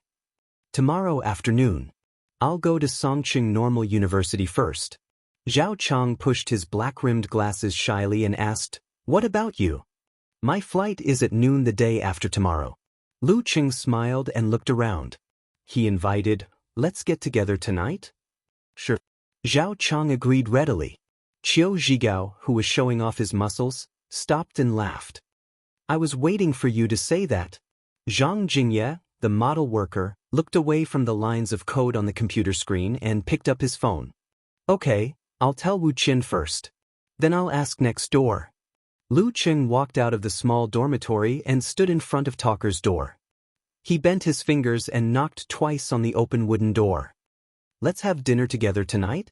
Lu Qing smiled when he got the look back. Kai Zhongming clicked his tongue. "I thought you forgot about the farewell dinner. I was wondering if I should remind you that the supreme seafood barbecue restaurant in the gourmet city is very good." Qi Nemo put on his gold-rimmed glasses and put his palms together. "I didn't go home today. I didn't go out to fool around. I was waiting for you to treat me. Don't worry, I won't rush to pay the bill." "No problem." Mao Yuanxing, who had brought his girlfriend since he entered the university and slept in the dormitory all year round, was lying on the bed. He raised his phone to show that he had gotten the approval from the leader. He was not tall, but he was very bookish. God, Tang Wen also raised his head. When are we leaving? Hey, you're not playing games in the dorm anymore? Lu Qing blurted out, amused. This guy always asked little Ming to bring food for him. I mainly play mobile games now. Isn't it the same wherever I go? Tang Wen answered matter-of-factly. That makes a lot of sense. I'm actually speechless. Lu Qing could only take out his phone and look at the lit screen. Let's wait for another half an hour before leaving. According to Talker's suggestion, let's go to the Supreme Seafood Barbecue restaurant in the gourmet city. Compared to 3 years ago when they had just arrived, the new campus of Songqing University was no longer so desolate. There was a residential area, a gourmet city, and a few bustling streets. Half an hour later, after walking for more than 20 minutes, everyone from dorm 302 arrived at the food city. They found the barbecue shop that Kai Zongming had mentioned and ordered a lot of things, including a few cartons of beer. We'll drink. You and Talker can drink as you please. Qi Nemo brushed his hair back and changed from a gentle to a forthright manner. I'll be the wine commander. You look like you're used to hanging out in nightclubs. Kai Zongming didn't hold back. He took a bottle of Dongrui beer and said, I'll break my rule today. I can't waste Cheng's treat. Just tell me if you want a drink. You don't have to use me as an excuse. Lu Cheng poured himself a cup of buckwheat tea, stood up, looked around, and said with some emotion, I won't say anything about being on the same boat for 100 years. Anyway, it's a rare fate for all of us to be in the same dorm and spend time together for 3 years. I'll probably come back once or twice in my senior year for my dissertation and graduation. Let me use this tea as a substitute for wine to toast to all of you, to the past 3 years, and to the tale of youth that has passed away. You're getting better at talking, aren't you? Kai Zongming stood up with a cup full of beer and teased him. Isn't that obvious? I've been thinking about this for days. I've even revised the draft several times. Lu Cheng said self-deprecatingly as he clinked glasses with Zhao Chang and the others. To our university life. He shouted in a low voice with mixed feelings. He raised the cup and gulped down the tea. Kai Zongming didn't interrupt and finished the beer in his cup with Qin Mo and the others. After sitting down again, Lu Cheng peeled off the shell and ate a palm-sized grilled mantis prawn. He refilled his cup and looked at Zhao Chang opposite him. Chang, your postgraduate recommendation should be confirmed, right? Not yet. I'll have to wait until next semester. Zhao Chang looked smug. But I'm one of the top few.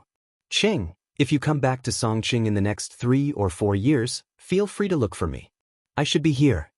He picked up the beer bottle and filled his cup. He sighed and laughed. I think I can post a post with the title, My Amazing Roommate. When he entered school, he was neither tall nor strong and loved to sleep.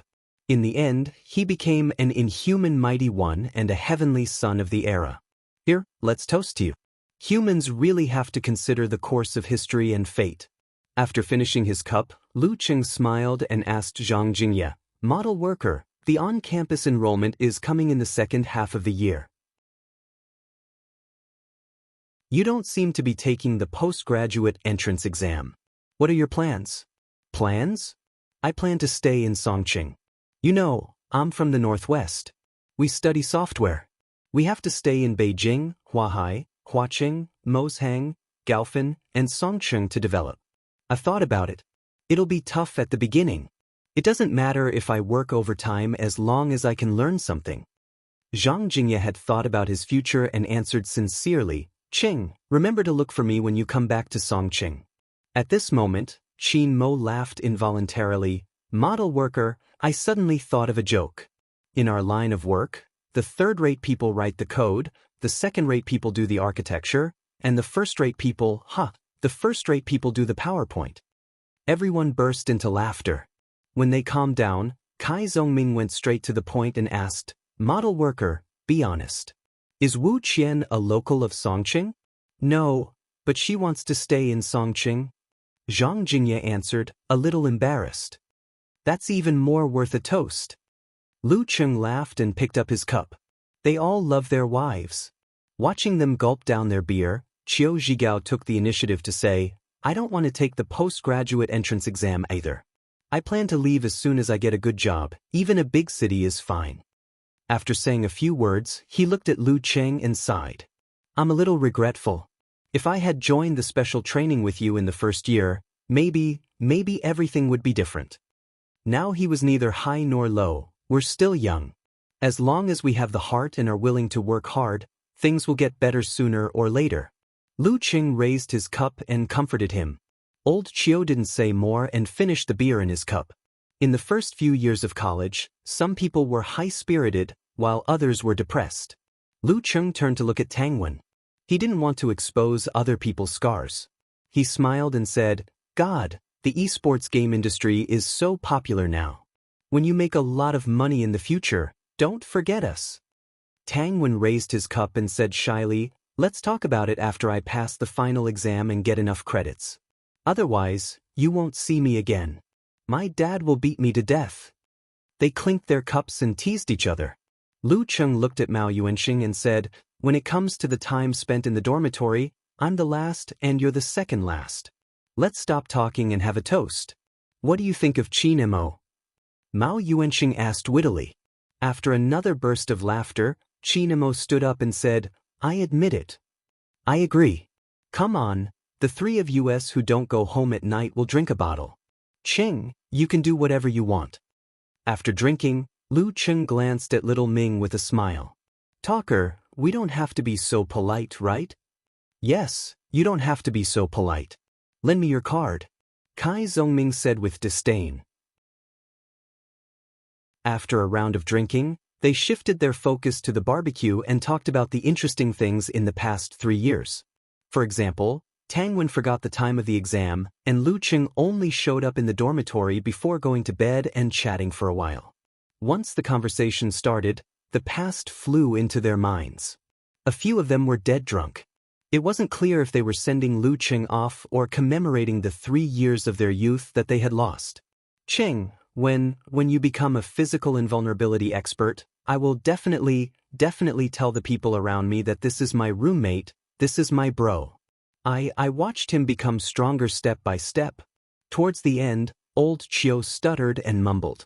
Then he was helped into the dormitory by Zhao Chang, whose face was flushed with blood. The other drunkards were in high spirits and wanted to play a game online. The living room was deserted. Only Lu Cheng and Kai Zhongming were standing there. Shall we go out for a walk and get some fresh air? Little Ming suggested. Sure. Lu Cheng put his hands in his pockets and answered calmly. Kai Zhongming turned and walked into the dormitory. He took out 2 small bottles of Red Star Erguo and said self-deprecatingly, Today, let me indulge in some alcohol. After leaving the dormitory, they walked through the commercial street and came to the other end of the long bridge. The two went down to the lakeside and found a quiet place. Seeing the wooden bench, Lu Cheng subconsciously wanted to wipe it clean before sitting down. However, he quickly realized that he didn't bring any paper towels with him.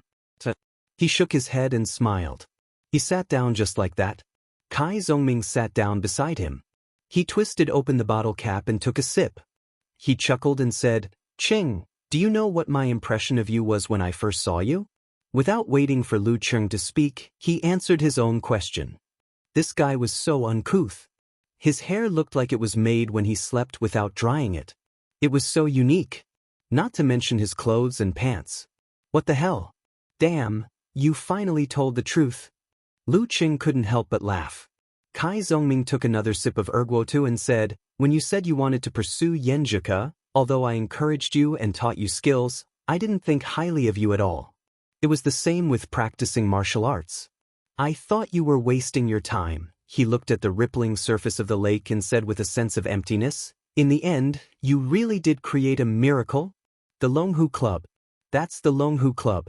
When you were in your first year, you always talked about how the Dragon King was your idol and wanted to watch the Longhu Club's matches. In the end, you just joined them. It's like you're in a TV series. Kai Zhongming didn't turn his head. His tone became deep and somewhat erratic. Ching, you must replace us and fulfill our martial arts dreams. You must become a mighty one with physical invulnerability. What do you mean by replace you? Lu Cheng asked. Kai Zhongming chuckled and his voice became deeper and deeper. I know very well that even if I can reach the Dan stage in my senior year, I can only fight in the 4th level preliminaries or prepare for the 3rd level North-South regional competition after graduation. In this lifetime, it's almost impossible for me to reach the inhuman stage, let alone physical invulnerability. After 5 years of hard work, I can get a professional 7th pin certificate in 10 years. That's the best development. Maybe I can only understand withdraw when I'm 30. He turned his head and shook his head with dark eyes. Cheng, this is called living, not dreaming. He grabbed the bottle and took another sip. He squeezed out a smile and said, and I don't like the life of having to fight every week. Not at all. But you're eager to fight every time. You're unusually excited every time we have a conversation. Lu Cheng wanted to refute, but he was at a loss for words. Kai Zhongming drank another sip of sorghum wine. He leaned back and leaned against the back of the chair. He looked at the starry sky and said, I went home on the 1st of May. I realized that my dad has aged by almost 10 years. He didn't ask me what job I want in my senior year, but I think I'm a man. Lu Cheng was stunned at first, but soon understood. An inexplicable and intense sadness welled up in him. Kai Zhongming turned his head and looked at him. He said with a cheeky smile, this might be a good thing. Didn't you always say that you can understand, withdraw, after a while? I'll go home and rest for a few years. Maybe I'll be able to master some divine skills. At this moment, he saw the change in Lu Cheng's expression. He said in a hoarse voice, Hey, why are you so jealous? I'm not jealous. Why are you jealous? I'm not jealous. Why are you jealous? I'm not King crying. Lu Cheng shouted in a hoarse voice. Kai Zhongming turned his head and looked at the lake. He announced to himself, I'm not King crying either. He took a deep breath and picked up the bottle. He looked at Lu Cheng and said with sparkling eyes, Cheng, you have to go on well. You have to go on well? Lu Cheng choked. He picked up another bottle of sorghum wine, unscrewed the cap, and clinked it with Kai Zhongming's. Then he raised his head and poured it into his mouth. That strange yet familiar feeling emerged. It was choking and pungent. A day later, in the early morning, Lu Cheng put away his stance and exhaled. He didn't leave the lake immediately. Instead, he walked in another direction along the path that was so familiar to him that it seemed to be carved into his bones. That was the place where he picked up the black carp. That was the starting point where he exhausted the enemy in his first real battle. That was the street lamp that witnessed his first kiss with Ku. That was the observation deck that he walked past every time he went on a date. After circling the lake, Lu Cheng returned to the long bridge and walked to the martial arts arena. He used the bathroom in the locker room to wash off the sweat from the training. After changing his clothes and putting on his glasses, he cleaned up the things in the locker and locked it again. He left the key in the lock. Coming out of the locker room, Lu Cheng saw that Deng Yang, He Zi, and Wang Dali were still focused on the special training and didn't notice him. He smiled and watched for a while. Then he turned around and walked into the honor room. Standing in front of the Feitian Cup, the symbol of last year's national champion, he was stunned for dozens of seconds. Retracting his gaze, Lu Cheng slowly looked around, taking in every scene. Only then did he leave the martial arts arena step by step, not bothering He Zi and the others. Following the path that he had walked countless times, he used his feet to remeasure the teaching building, the long bridge, the square, and the commercial street. He entered the 7th dormitory, climbed the stairs of the 2nd unit, and returned to the dormitory. Zhao Chang had left the school yesterday. Qiu Zhigao and Zhang Jingye were nowhere to be found. His desk was messy, and his luggage and suitcase were randomly placed. Lu Cheng put his laptop into his backpack and finished the final preparations. He took a picture of Yenjika and sent her a message. Then he put on his backpack, pulled the box, and walked to the door. When he was about to go out, he suddenly looked back and swept his eyes over the wooden desk, the bed that Zhao Chang always neatly made, the back of Qiu Zhigao's chair that was slightly burnt, and Zhang Jingye's half-open wardrobe. Looking around, Lu Cheng silently left the room. He closed the door and closed the room full of memories. The living room outside was empty and quiet. He took a deep look and suddenly turned around. Dragging his suitcase, he left the dormitory and went down the stairs. After a few steps, Lu Cheng looked back again and saw the mottled door and the dim 302 sign. 3 years had passed and they had aged a lot. Lu Cheng exhaled and didn't stop. He carried his suitcase and walked down the stairs. He walked all the way. His feet were replaced by the school bus was replaced by a taxi, and the taxi was replaced by his feet. Finally, he boarded the plane and sat by the window. After chatting with Yenjika for a while, Lu Cheng turned off his phone and felt that the flight had taken off. After a short wait and a quick sprint, the iron bird flew up and rushed into the blue sky. Lu Cheng turned his head and saw the city become smaller in his eyes. He saw several landmark buildings. That was the Ocean Aquarium, that was the Songqing Martial Arts Stadium, that was the building with the delicious chi-fong cake, that was the mall where he bought the ring for the first time. These gradually became smaller. The eye-catching Zhaoshan Lake and Weishui Lake were reflected in Lu Cheng's eyes, making him see illusions and reality. That was the lakeside where the white-haired old man was said to be studied. That was the Songqing University Martial Arts Stadium where his brother-in-law coldly showed up. That was the dormitory where he and Talker were sarcastic. That was the canteen shared with Ku. That was the locker room where everyone was sad and painful. That was the grandstand where they shouted, "Come again." That was the honor room where hands overlapped each other and pushed the Feitian cup into the cabinet. That was the library where he jumped off the building with a girl in his arms. That was Valentine's Day when the moonlight shone and the fireworks were in full bloom. All of these quickly became smaller and ended without a trace. The flight soared high in the sky. Lu Cheng slowly retracted his gaze and leaned back in his chair. He closed his eyes and silently said the words that he had been suppressing in his heart. Goodbye, Songqing. End of part.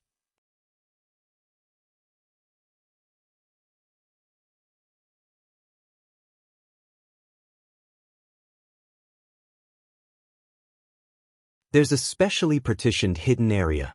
You don't have to run too far for your morning exercise. The facilities here are quite complete.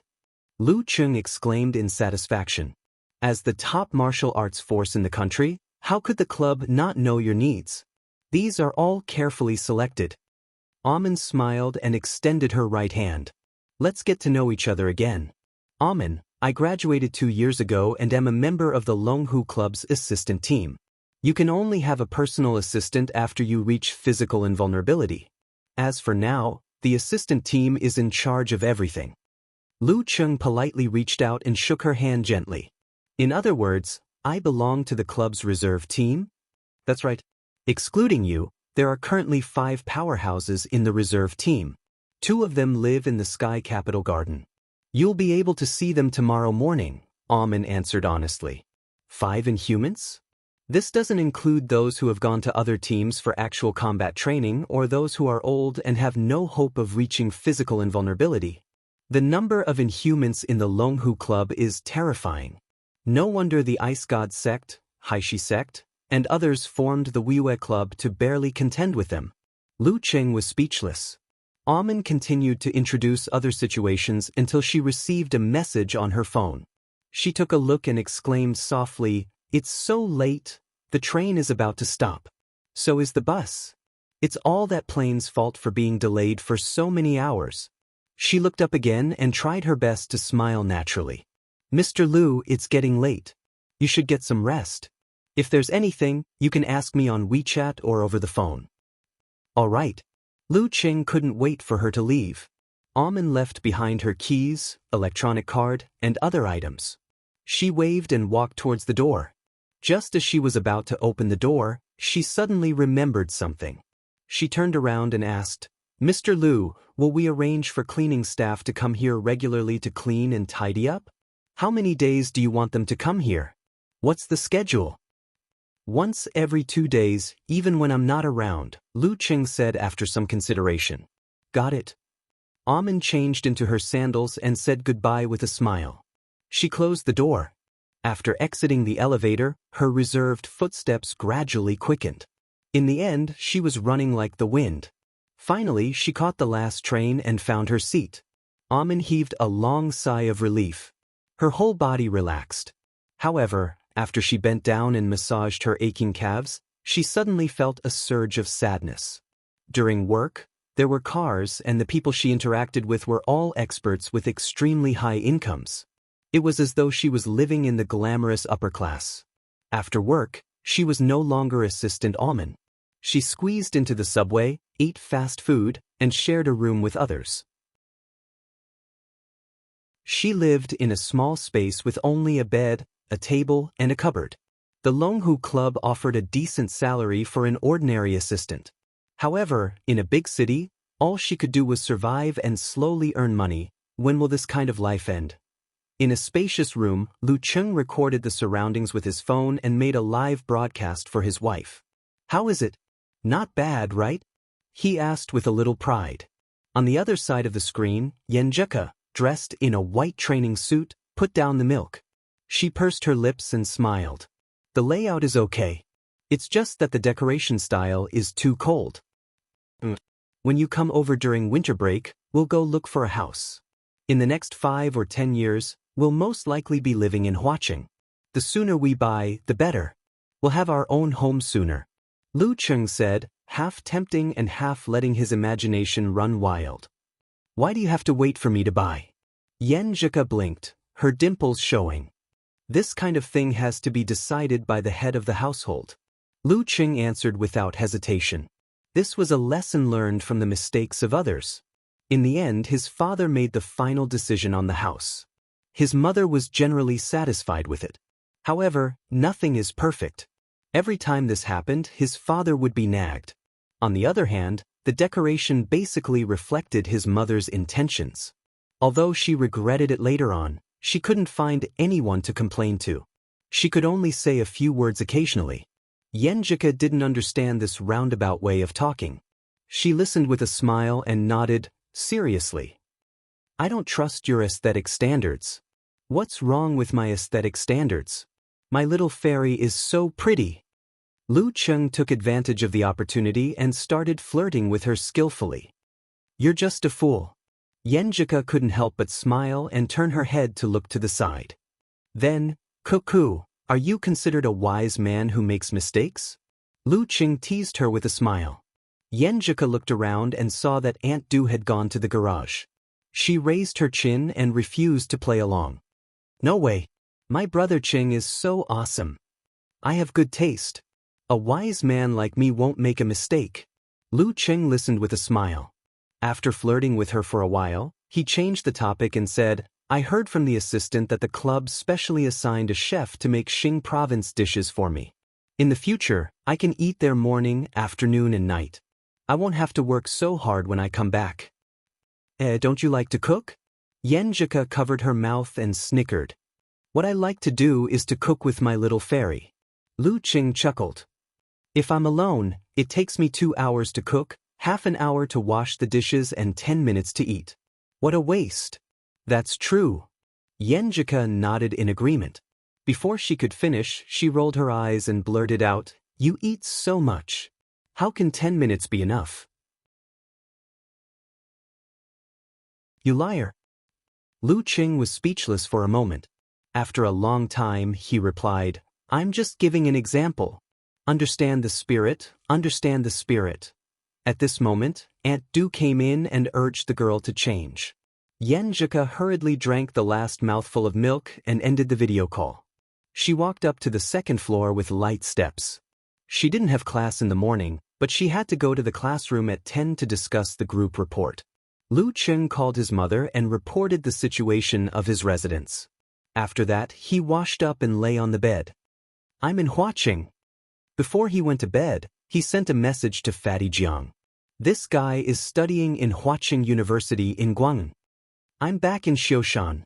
Jiang Fei replied with a cunning smile. "Just kidding. I'm waiting for you to treat me to a good meal. I'm leaving the day after tomorrow. Let's talk about it tomorrow. I haven't reported yet, so I'm not sure about the club's arrangements." Lu Qing didn't promise casually. After ending the chat and saying goodnight to Yenjika, he locked the phone screen and let the master bedroom fall into darkness. There was silence everywhere.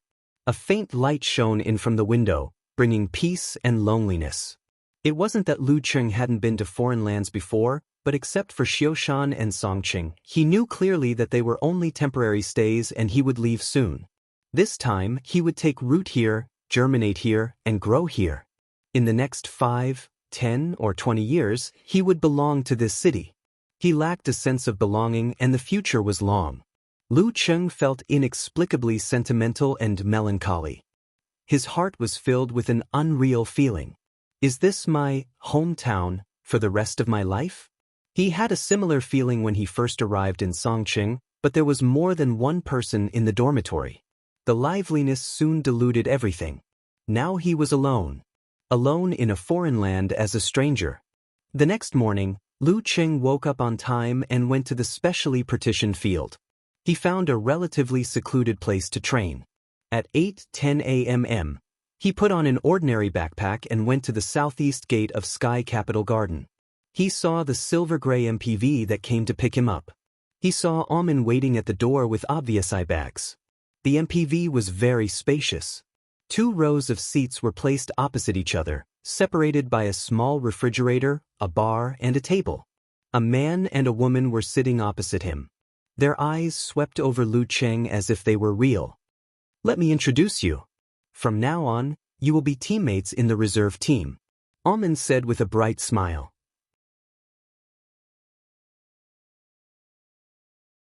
Chapter 540. Amin had put on light makeup and wore a one-piece dress. Her professional demeanor exuded a sense of freshness and elegance. After sitting beside Lu Qing, she pointed at the man opposite her and said, Mr. Yu Wangyuan, senior 4th pin. Sitting there, Yu Wangyuan looked like half a mountain. His loose shirt was stretched tight by his muscles. However, his naturally round face added a lot of gentleness to his tough temperament. Following which, Amin looked at the remaining woman with a smile. Ms. Lu Xiaofei, newly promoted 4th pin expert this year. Lu Xiaofei wore a loose dark t-shirt.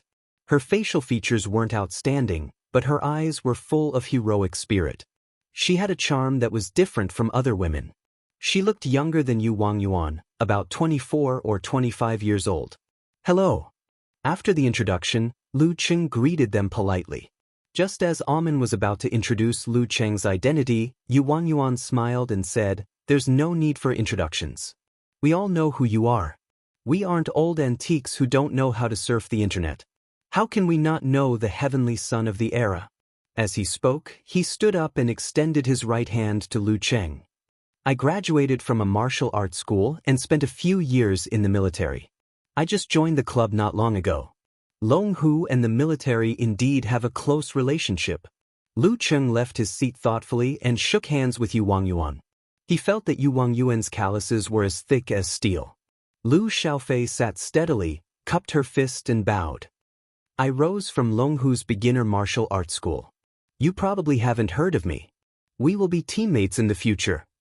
Lu Qing obviously couldn't say that he hadn't heard of her before, so he could only say this out of courtesy. He only knew of one inhuman in Longhu Club, the top 4th pin Tu Zheng. Tu Zheng could exchange more than 10 moves with a physical invulnerability mighty one.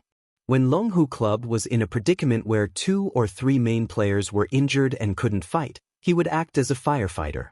Hence, Lu Qing had seen a few of his matches. The traffic jam from Sky Capital Garden to Longhu Club in the suburbs wasn't too bad.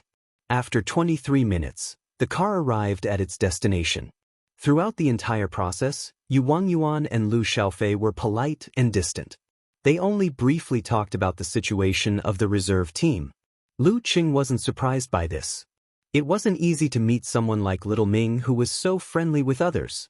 Amin, on the other hand, tried her best to liven up the atmosphere and shared some unimportant gossip. The main building of the Longhu Club was only 5 stories high, but it occupied an extremely large area, almost as big as 10 martial arts stadiums combined.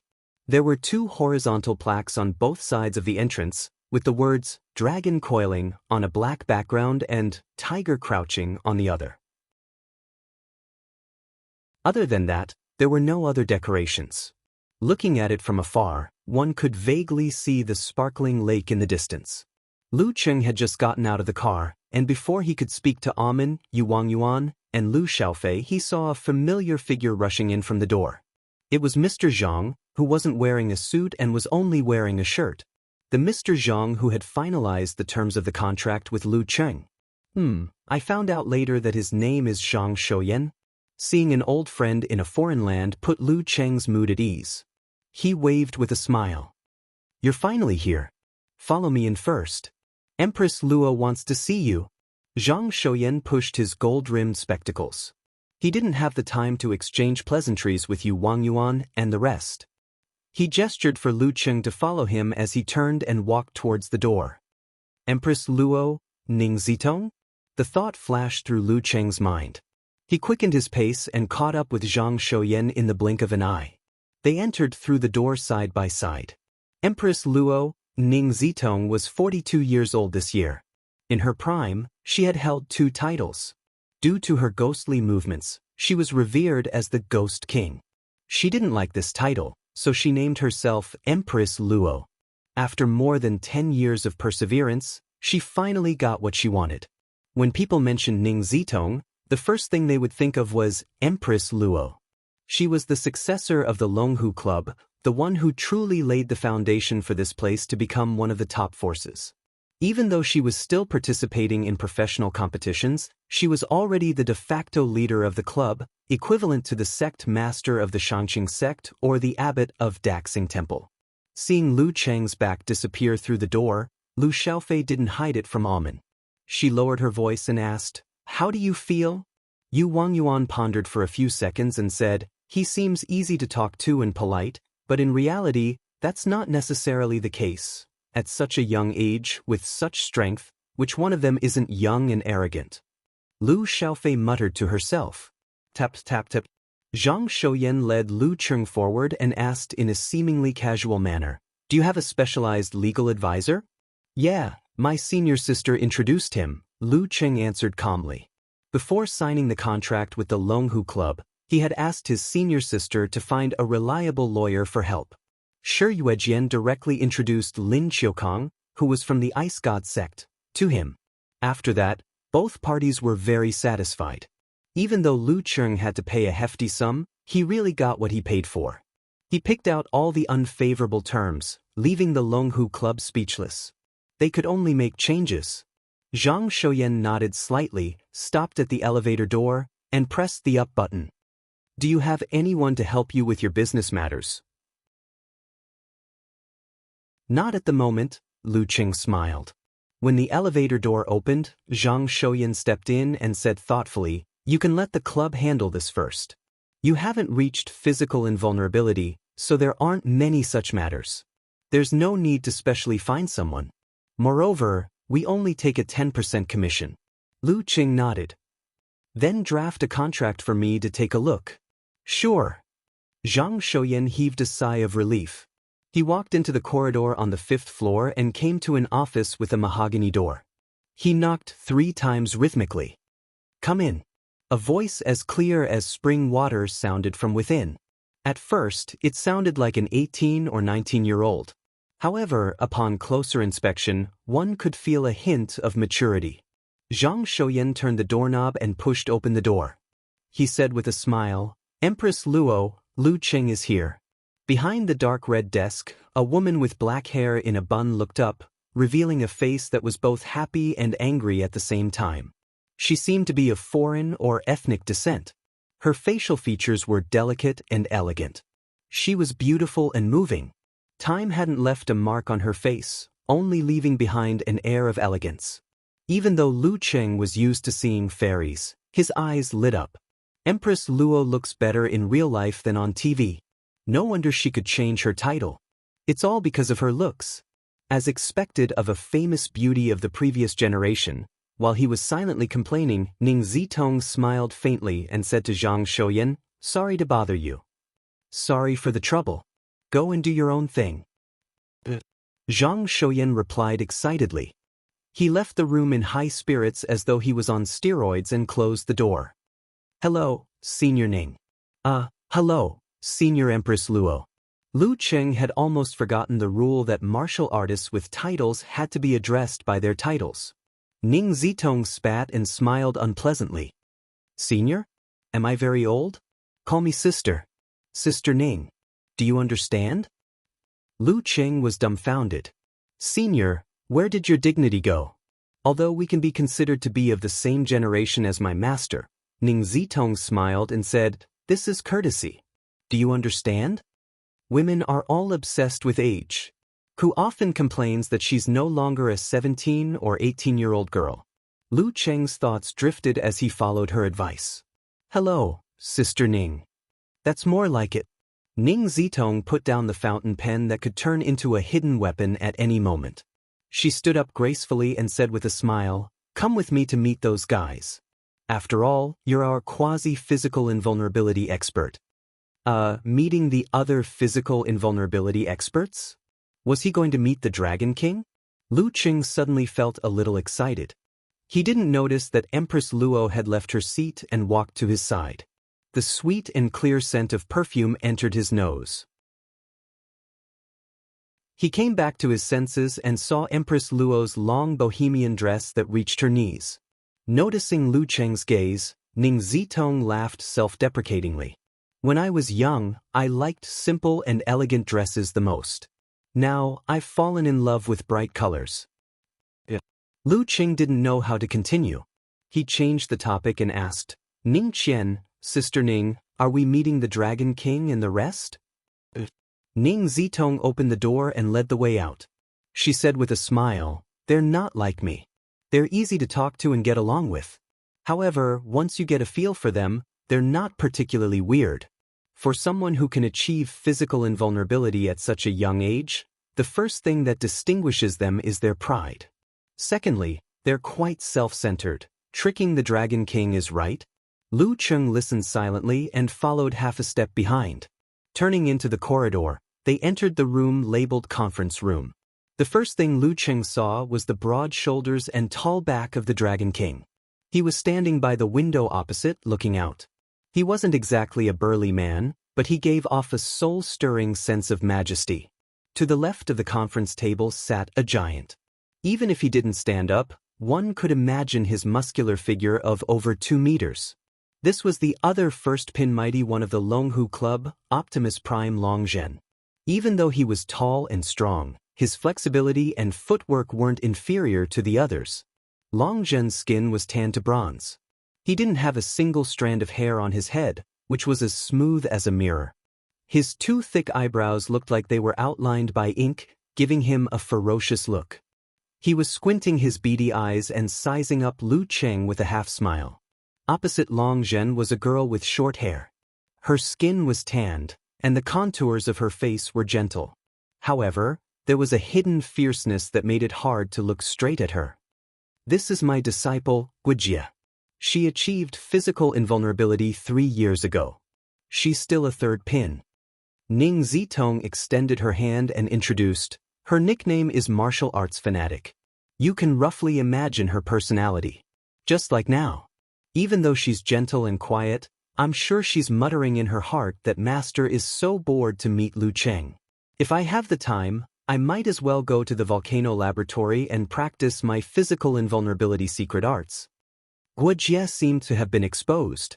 She helplessly shouted in a low voice. Master, Ning Zitong smiled and stopped bullying her disciple. She pointed at Longzhen and said, this fatty may look fierce, but other than his girly mouth, he's actually a very humorous and kind-hearted person. Of course, his ego is also ridiculously strong.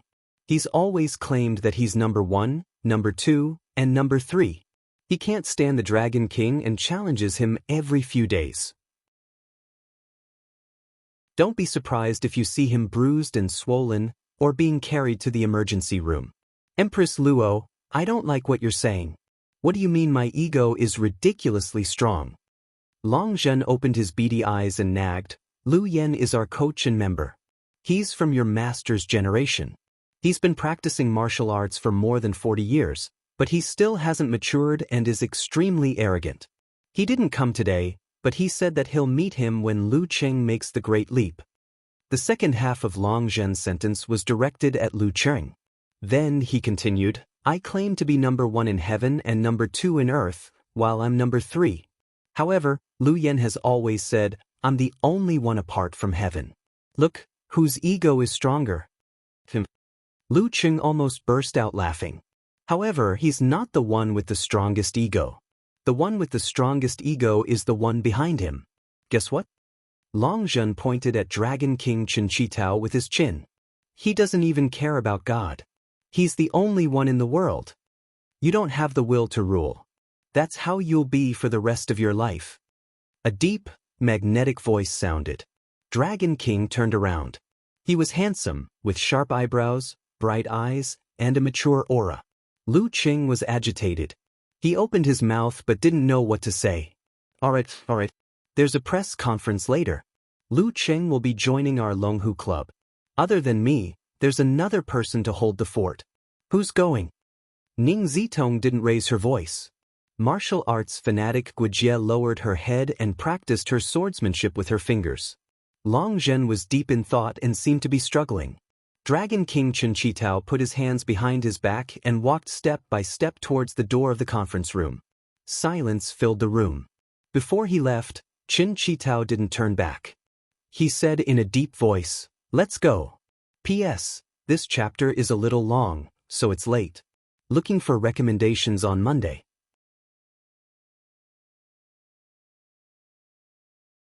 Chapter 541. In the large conference room on the first floor of the Longhu Club, the invited media set up their cameras and focused on the 3 people on stage. Empress Luo, Dragon King Chen Qitao, and Lu Cheng had all changed into navy blue uniforms. They were elegant, dignified, and full of energy, displaying the different styles of martial artists. Lu Cheng, why did you choose to join the Longhu Club and not stay in the Wuyue Club? Everyone knows that you are from the Ice God sect. A reporter got permission and stood up to ask. Lu Cheng was prepared for this. He smiled calmly and said, Longhu has always been my home team since I started watching professional matches. Also, I have to thank my old master. He told me not to be constrained by sectarian views. The Longhu Club is open, tolerant, and beyond the individual level. I thought about this answer for a few days and revised it several times.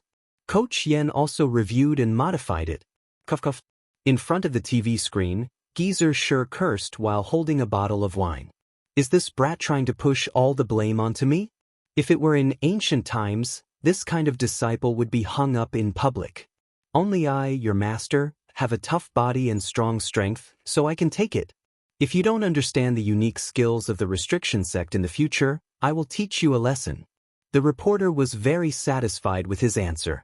He wanted to take this opportunity to start a conversation about whether the sect's organizational structure was not in line with modern society.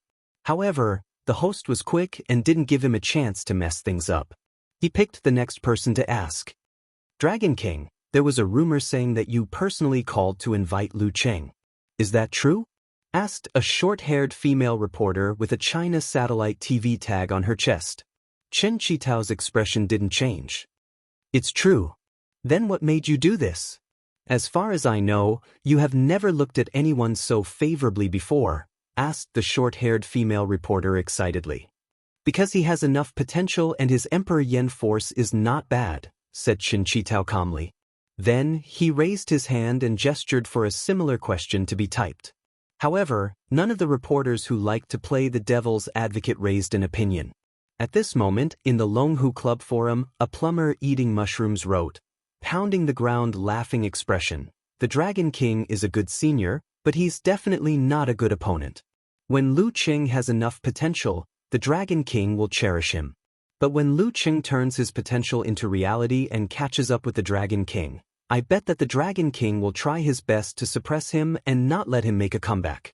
You're slandering my Dragon King again. Pig-riding knight, said with disdain. How can you call it black? I'm a die-hard supporter of the Dragon King. Everyone knows his character very well. I just made a deduction based on the actual situation. A plumber eating mushrooms replied comically, to worship someone, you have to worship even their flaws. I'm such a narrow-minded person. Okamoto's fan immediately mocked. You're just a fan who's naturally black in the depths of his heart. Bah! If Lu Qing advances by leaps and bounds in the future and threatens Dragon King's position in the club, how will you feel? A plumber eating mushrooms asked, spreading out his hands. I'll be a little unhappy. After all, my original name is the Dragon King. However, the Dragon King definitely won't be surpassed. Even if he falls behind for a moment, he can still catch up. All these years, hasn't he been performing such miracles for us? Back then, the warrior sage was so abnormal that almost all the mighty ones were in despair. But the Dragon King didn't. Unparalleled Dragon King answered, living up to his nickname. One unseller said while looking at her fingers, I'll be very conflicted. Their discussion on this matter didn't last long. The press conference came to an end. Lu Qing completed a group photo with Empress Luo and the Dragon King, officially joining the Longhu Club. In just a few minutes, the headlines on Weibo were published. Lu Qing chooses Huadu. The Dragon King has a successor. The martial arts sections of all the major portals uploaded similar content. The battle between the heavenly sons of the era has been decided. Joining the Longhu Club. A new starting point. A win-win decision. Breaking the prejudice of sections. Modern martial artist Lu Qing. In the forum, after seeing the group photo, above the sky, a girl who loved rock and roll said, "Friends on the tree can come down now. There's no need to watch anymore." Lu Qing has indeed joined the club. Everyone slide down in an orderly manner. Don't cause trampling damage. Ha ha ha, I'm so happy, so happy. My idol has joined my favorite force, said Brahmin, who was in her 3rd year of middle school. Let's add a friendly link to Lu Qing's fan forum. We're all family from now on. Brahmin, have you been infected with silly Nightfall stupidity? Why are you laughing like that? Joked unparalleled Dragon King. What? You don't know. That silly child just rolled off the bed laughing. Luckily, we're at home and not at school. Brahmin puffed up her chest and raised her head, indicating that she wasn't on the same level as a certain someone. While the two forums were cheering, Lu Qing finished his interview with a few media outlets. He watched as the Dragon King left majestically and followed Ning Zitong to the restaurant. What's the volcano laboratory? He asked curiously.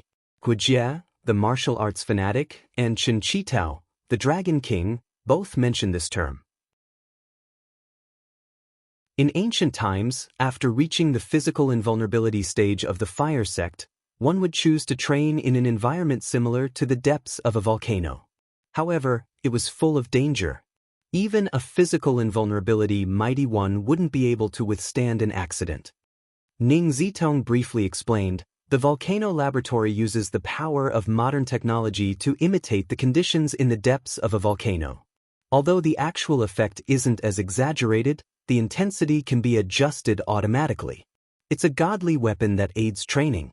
Once you're close to the physical invulnerability stage, you can use it. As for the Ice Sect Environmental Laboratory, we don't have one in our club, but the military does. Lu Qing was excited.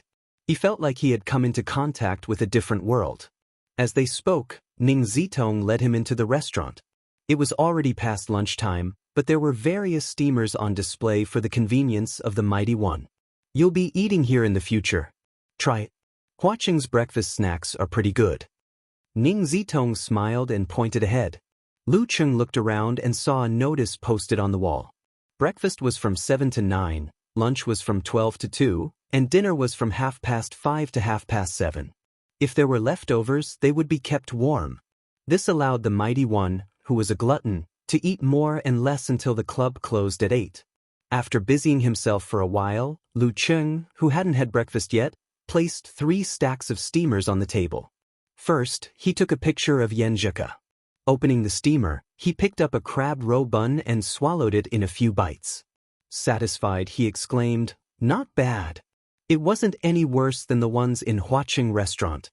After stuffing himself with food for a while and filling up half his stomach, Lu Qing deliberated and asked, "Sister Ning, what's the club's usual schedule like?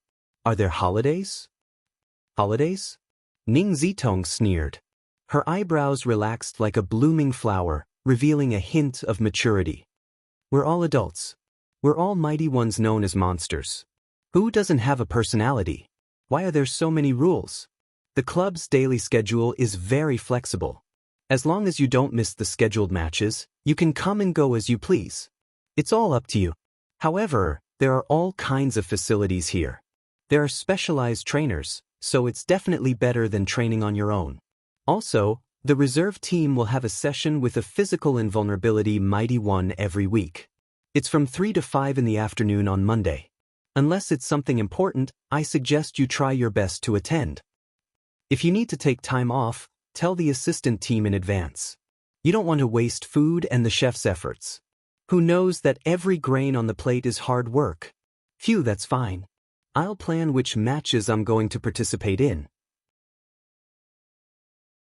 When I'm free, I should be able to make a trip to America every month and stay there for 4 to 5 days. When I'm busy, it might even take up to 2 to 3 months. But I can make use of the time to stay at home for a few days. Lu Cheng's mind raced as he made plans. Before he knew it, he had swept away all the dishes on the table, such as abalone juice and chicken feet, white sugar cakes, and shumai. There was no need to tidy up. Ning Zitong brought him to the training area of the reserve team. It was in the northwest area of the first floor. You'll get to know them today. The main thing is to practice the Fire Sex dance stage chapter. Try to get a basic grasp of it within a month. Ning Zitong said casually as they walked. The club has other secret arts, such as the dark sex, flickering light, and passing shadow. I'm the best at that. Also, there's a martial art that combines the incomplete golden bell shield and immortal flesh. Long Zhen is pretty good at it. Once you've mastered the Fire Sex dance stage chapter, you can come into contact with similar things and broaden your horizons. All right. Lu Qing nodded happily. I feel like there's a lot to learn. How exciting! This is one of the joys of practicing martial arts. After walking for a few minutes, Ning Zitong stopped in front of a huge door. She took more than 10 seconds to put on an elegant and faint smile. Then, she pushed her hand forward and walked in elegantly. She said to the martial artists around the area, "Everyone, come over here for a moment." Yu Wang Yuan and the rest retracted their stance and greeted respectfully, "Empress Luo." They gathered in front of the beautiful, dignified Ning Zitong. Lu Qing noticed that Lu Xiaofei, Yu Wang Yuan, and the rest were clearly slower by half a step. They stood behind a martial artist in a clustered manner. And this martial artist was someone he recognized. Tu Zheng, who was close to physical invulnerability. His forehead was full, and his square face looked like it was carved by a knife. He was masculine and fierce. His eyes were neither big nor small. His pupils were dark and fiery. Ning Zitong smiled faintly and said to Tu Zheng and Lu Cheng, "I won't introduce the two of you. You should know each other, right?" "Yes." Tu Zheng laughed heartily. He looked at Lu Cheng and said, "I heard that you were coming, but I only confirmed it today. I was supposed to have a welcoming feast tonight to welcome you back. However, I didn't know when you were coming and was arranged to do something else. How about tomorrow night? Let's get together tomorrow night and get to know each other better. What do you think?" "Sure," Lu Cheng replied with a smile. He wasn't an introvert, but he wasn't arrogant either. He knew how to get along well with the people around him so that he wouldn't be troubled by trivial matters.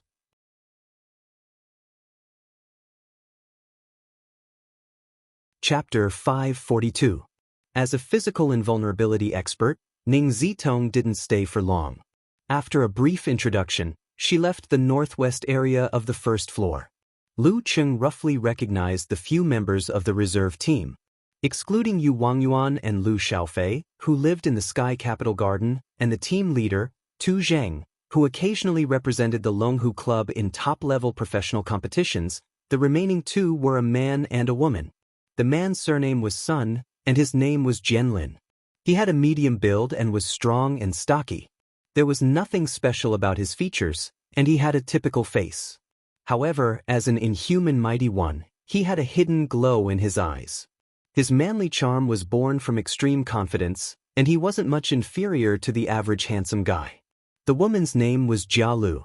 Her eyes were bright and watery, but they didn't contain any gentleness. She was used to standing at the side and looking at everyone like a bystander. It was as though she didn't care about anything, as though everything she saw and heard was nothing more than a reality TV show. According to Empress Luo's introduction, the 5 of them were all below 30. The oldest was Tu Zheng, who was 28 years old and had high hopes of achieving physical invulnerability. The youngest was Jia Lu, who was 24 years old. She had broken through to the Inhuman stage before the Chinese New Year and was transferred from the Dan stage group to the reserve team. The rest were Yu Wangyuan and Sun Jianlin, who were 27 years old and had obtained their 4th pin certificates 2 years ago. Lu Xiaofei was 25 years old and had just passed the ranking event in April. Each of them had the potential to fight for the top 2 spots in the major sects of the Wuyue Club. However, the Longhu Club had 5 of them. Apart from that, there were a few who were at the same level as them. They were following other teams that they had close ties with to fight in the 2nd or 3rd level professional competitions. Every February or March, the core team would reconsider who would go out to train, who would stay to break through to the physical invulnerability stage or strengthen their foundation, and who would be assigned tasks to eliminate unfamiliarity when they were transferred to management or the army.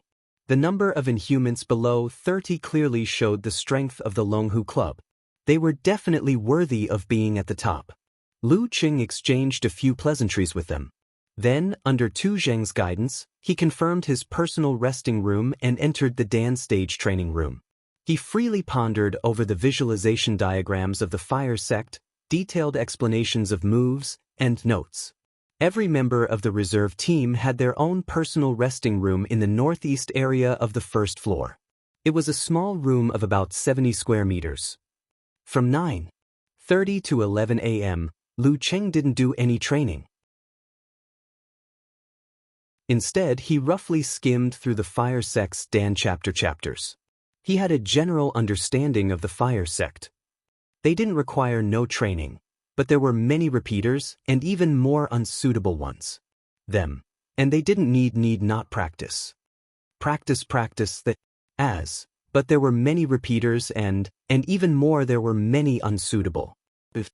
They had no need. Practice. Practice. After this round of sorting, Lu Cheng confirmed that there were only 23 Dan stage unique skills left to practice. Some of them were the application techniques of force. Lifting his head from the pile of old papers, he picked up his phone. Glancing at the time, he walked out of the training room and returned to his personal resting room. He sat on the sofa and video chatted with Ku. In his plan, the time between 11 a.m. and 12:30 a.m. was reserved for foreign lovers.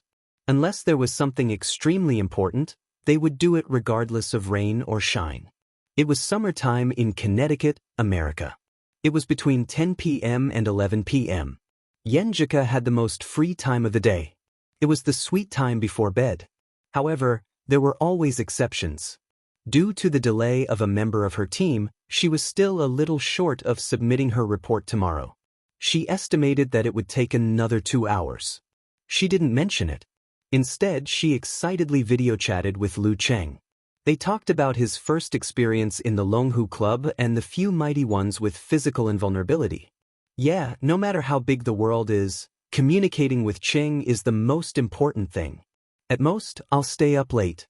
I'm Heroine Yen who has mastered the wholeness formula. As for the report, I'll tell Cheng when the video is about to end. That way, he won't keep worrying and nagging. At the reserve team's practice field in the Northwest District, there were various facilities. Leader 2, Lu Cheng left the training room at 11 a.m. and returned to his personal resting room. Yu Wangyuan, who had a round face, came back from his stroll outside. He lowered his voice and said to Tu Zheng, "It's only been slightly more than an hour." Although he said that he controlled his voice, it was just for show. He didn't use secret voice transmission, nor did he control his voice to be as soft as a mosquito's. Lu Xiaofei, Sun Jianlin, and Jia Lu were paying attention. When they heard that, they slowed down their movements and listened quietly. Tu Zheng's lips curled. He laughed and said, "He's the heavenly son of China. Maybe an hour of practice is equivalent to a day's worth of practice for us?" He has his talent and we have our hard work. There's no need to be envious. Alright, let's continue with our practice. If there's anything you can't figure out, let's discuss it together. Alright, I have something to do in the afternoon. You guys can arrange it yourselves. His expression relaxed and his moves became more natural. At 12:30 p.m., Lu Cheng heard that his little fairy had to stay up late to report. He was angry, amused, touched, and heartbroken at the same time. However, he didn't harp on this matter. According to the experience that little Ming had imparted to him, he had to make the girl feel like she was putting in effort from time to time. Otherwise, things wouldn't last long. After giving a few reminders, Lu Cheng came to the dining room. Seeing that there was a new Xing province cuisine district here, he took a basin, a bigger bowl, and filled it with 20 kgs of steamed beef vermicelli, stir-fried shredded pork with ginger, and other dishes. Lastly, he filled a big bowl of bitter bamboo shoots with meat slices soup. The taste of bitter bamboo shoots wasn't Lu Cheng's favorite, but the soup it made was refreshing and delicious, appetizing and relieving the heat. The meat slices were tender and delicious. Dipping it in the water, it was delicious and went well with rice. Other than that, he also went to the Guangnan cuisine district to get a roast goose. It had sweet skin and fragrant meat. It was fat but not greasy. After eating and drinking to his heart's content, Lu Cheng took a bowl of mung bean sugar water and drank it leisurely to get rid of the taste of meat and vegetables in his mouth. He suddenly thought of something. He took out his phone and sent a message to Fatty Jiang. Do you want to meet tonight? Yeah. Jiang Fei replied quickly. I'm just waiting to rip you off. Time. About 6:30. Let's meet at the school gate. Send me your location. Lu Cheng picked up a slice of watermelon and took a bite. Fatty Jiang should be at the university town, right? After confirming this, Lu Cheng wanted to inform Amin via WeChat so that the kitchen didn't have to prepare his dinner. However, after thinking for a while, he chose to call the office of the assistant team directly. Hello, you are? Asked a man with a strong Guangnan accent. I'm Lu Cheng. Lu Cheng gave his identity succinctly. Hello. Mr. Lu, what can I do for you? The man was very enthusiastic. I have something to do tonight. I won't be eating at the club or returning to Sky Capital Garden. Lu Cheng explained the situation. Okay, I'll inform the logistics team and car team immediately. Mr. Lu, what time will you be leaving? Where are you going? I'll help you arrange the use of the car. The man asked eagerly. Every physical invulnerability expert was assigned a nanny car. The inhuman experts of the reserve team rotated between 3 cars. Those who were free would use them. Those who were not free would have to apologize. However, under normal circumstances, they had sufficient resources.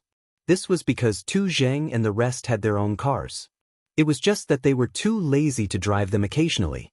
I have to reach the university town at 6:30. Lu Cheng had originally planned to use his phone app to call for a car. However, since there was a benefit, it would be a waste not to use it. Okay, I'll arrange it immediately. The man seized the opportunity and said, take down my phone number. I'll send you a message to confirm it later. My name is Huang Bin. My phone number is. Forget it, you don't have to remember it. I'll send you a message directly. Lu Cheng didn't reject. The staff of the assistant team had a good service attitude. In the assistant team office, Huang Bin, who had a 370 hairstyle, typed a message excitedly. He wrote his phone number and name, after which he glanced at the paper address book and sent it to Lu Cheng. Immediately after, he hurriedly arranged the cars and gave the best one to Lu Cheng. To him, this was a great opportunity. The assistant team had the supervisor and deputy supervisor, as well as the personal assistant of a physical invulnerability expert. They all had high salaries, face, and status. This was especially so for the latter. Sometimes, he was equivalent to the spokesperson of a physical invulnerability expert. Wherever he went, he would be surrounded by people. Even officials and bosses had to curry favor with him. As for the reserve team and the dance stage team, they didn't have a fixed target to follow. Therefore, They couldn't enjoy the treatment of a physical invulnerability expert's follower. They were considered ordinary staff. Their treatment wasn't bad, but that was it. With the property prices in Huaqing, it was wishful thinking to want to settle down and buy a house here. Most people could do similar jobs, but they were highly replaceable. As a result, their salary couldn't be compared to that of a designated assistant of a physical invulnerability expert. In the reserve team, the two most likely to reach the physical invulnerability stage were Tu Zheng and Lu Cheng.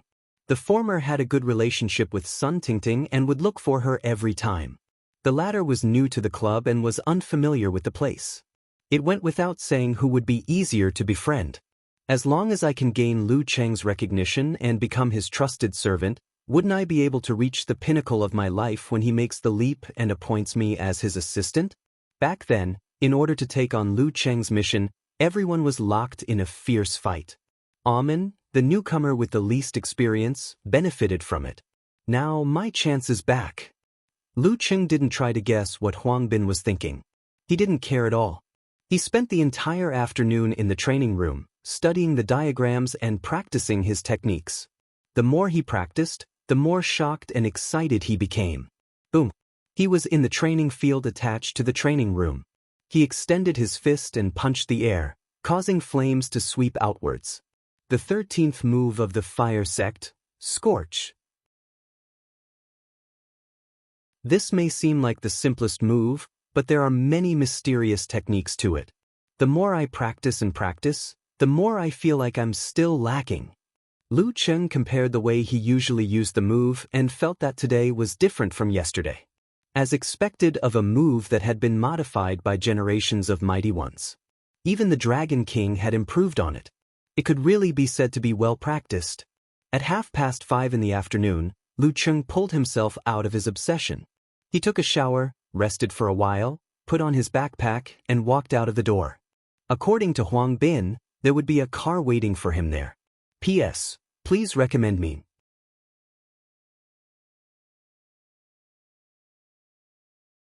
Chapter 543. As they approached the entrance of the club, Lu Cheng saw a tanned and skinny young man with a parted hairstyle walking towards them. He spoke with a heavy Guangnan accent. "Hello, Mr. Lu. I'm Huang Bin. The car is ready at the entrance." "Sorry to trouble you," Lu Cheng thanked him politely. "You don't have to be so polite. This is my job," replied Huang Bin with a smile. Huang Bin answered with a big smile. He turned around and led Lu Cheng out of the gate. They boarded a black MPV. Lu Cheng sized it up casually and felt that the interior was soft yellow. It was more luxurious than the one in the morning. There were curtains and partitions between the driver's seat and the driver's seat. Through the walkie-talkie, absolute privacy was guaranteed. There was a cabinet at the bar with famous wines in it. The refrigerator was divided into 2 levels. Half was for cold drinks and the other half was for ice and ice cream. To the university town. Huang Bin picked up the walkie-talkie and said, although he had already sent the destination to the driver, he couldn't let go of the opportunity to show off. After doing all this, he didn't stay any longer. He got out of the car with a smile so as not to delay the time of the future physical invulnerability. Lu Cheng nodded at him and opened the fridge. He took out a bottle of mineral water, poured himself a glass, and drank. At the entrance of the club, Yu Wangyuan and Lu Xiaofei, who were waiting for the car to return to Sky Capital Garden, witnessed everything. They had mixed feelings. The latter pouted and said, "The assistant team is really snobbish. They're practically at the beck and call. If I can achieve physical invulnerability, I definitely won't pick among them. In comparison, Amin is still all right. She's so warm and considerate to everyone. Their snobbery might be what the club wants." Yu Wangyuan's round face was full of self-deprecating smiles. "What do you mean?" Lu Xiaofei played with her short hair.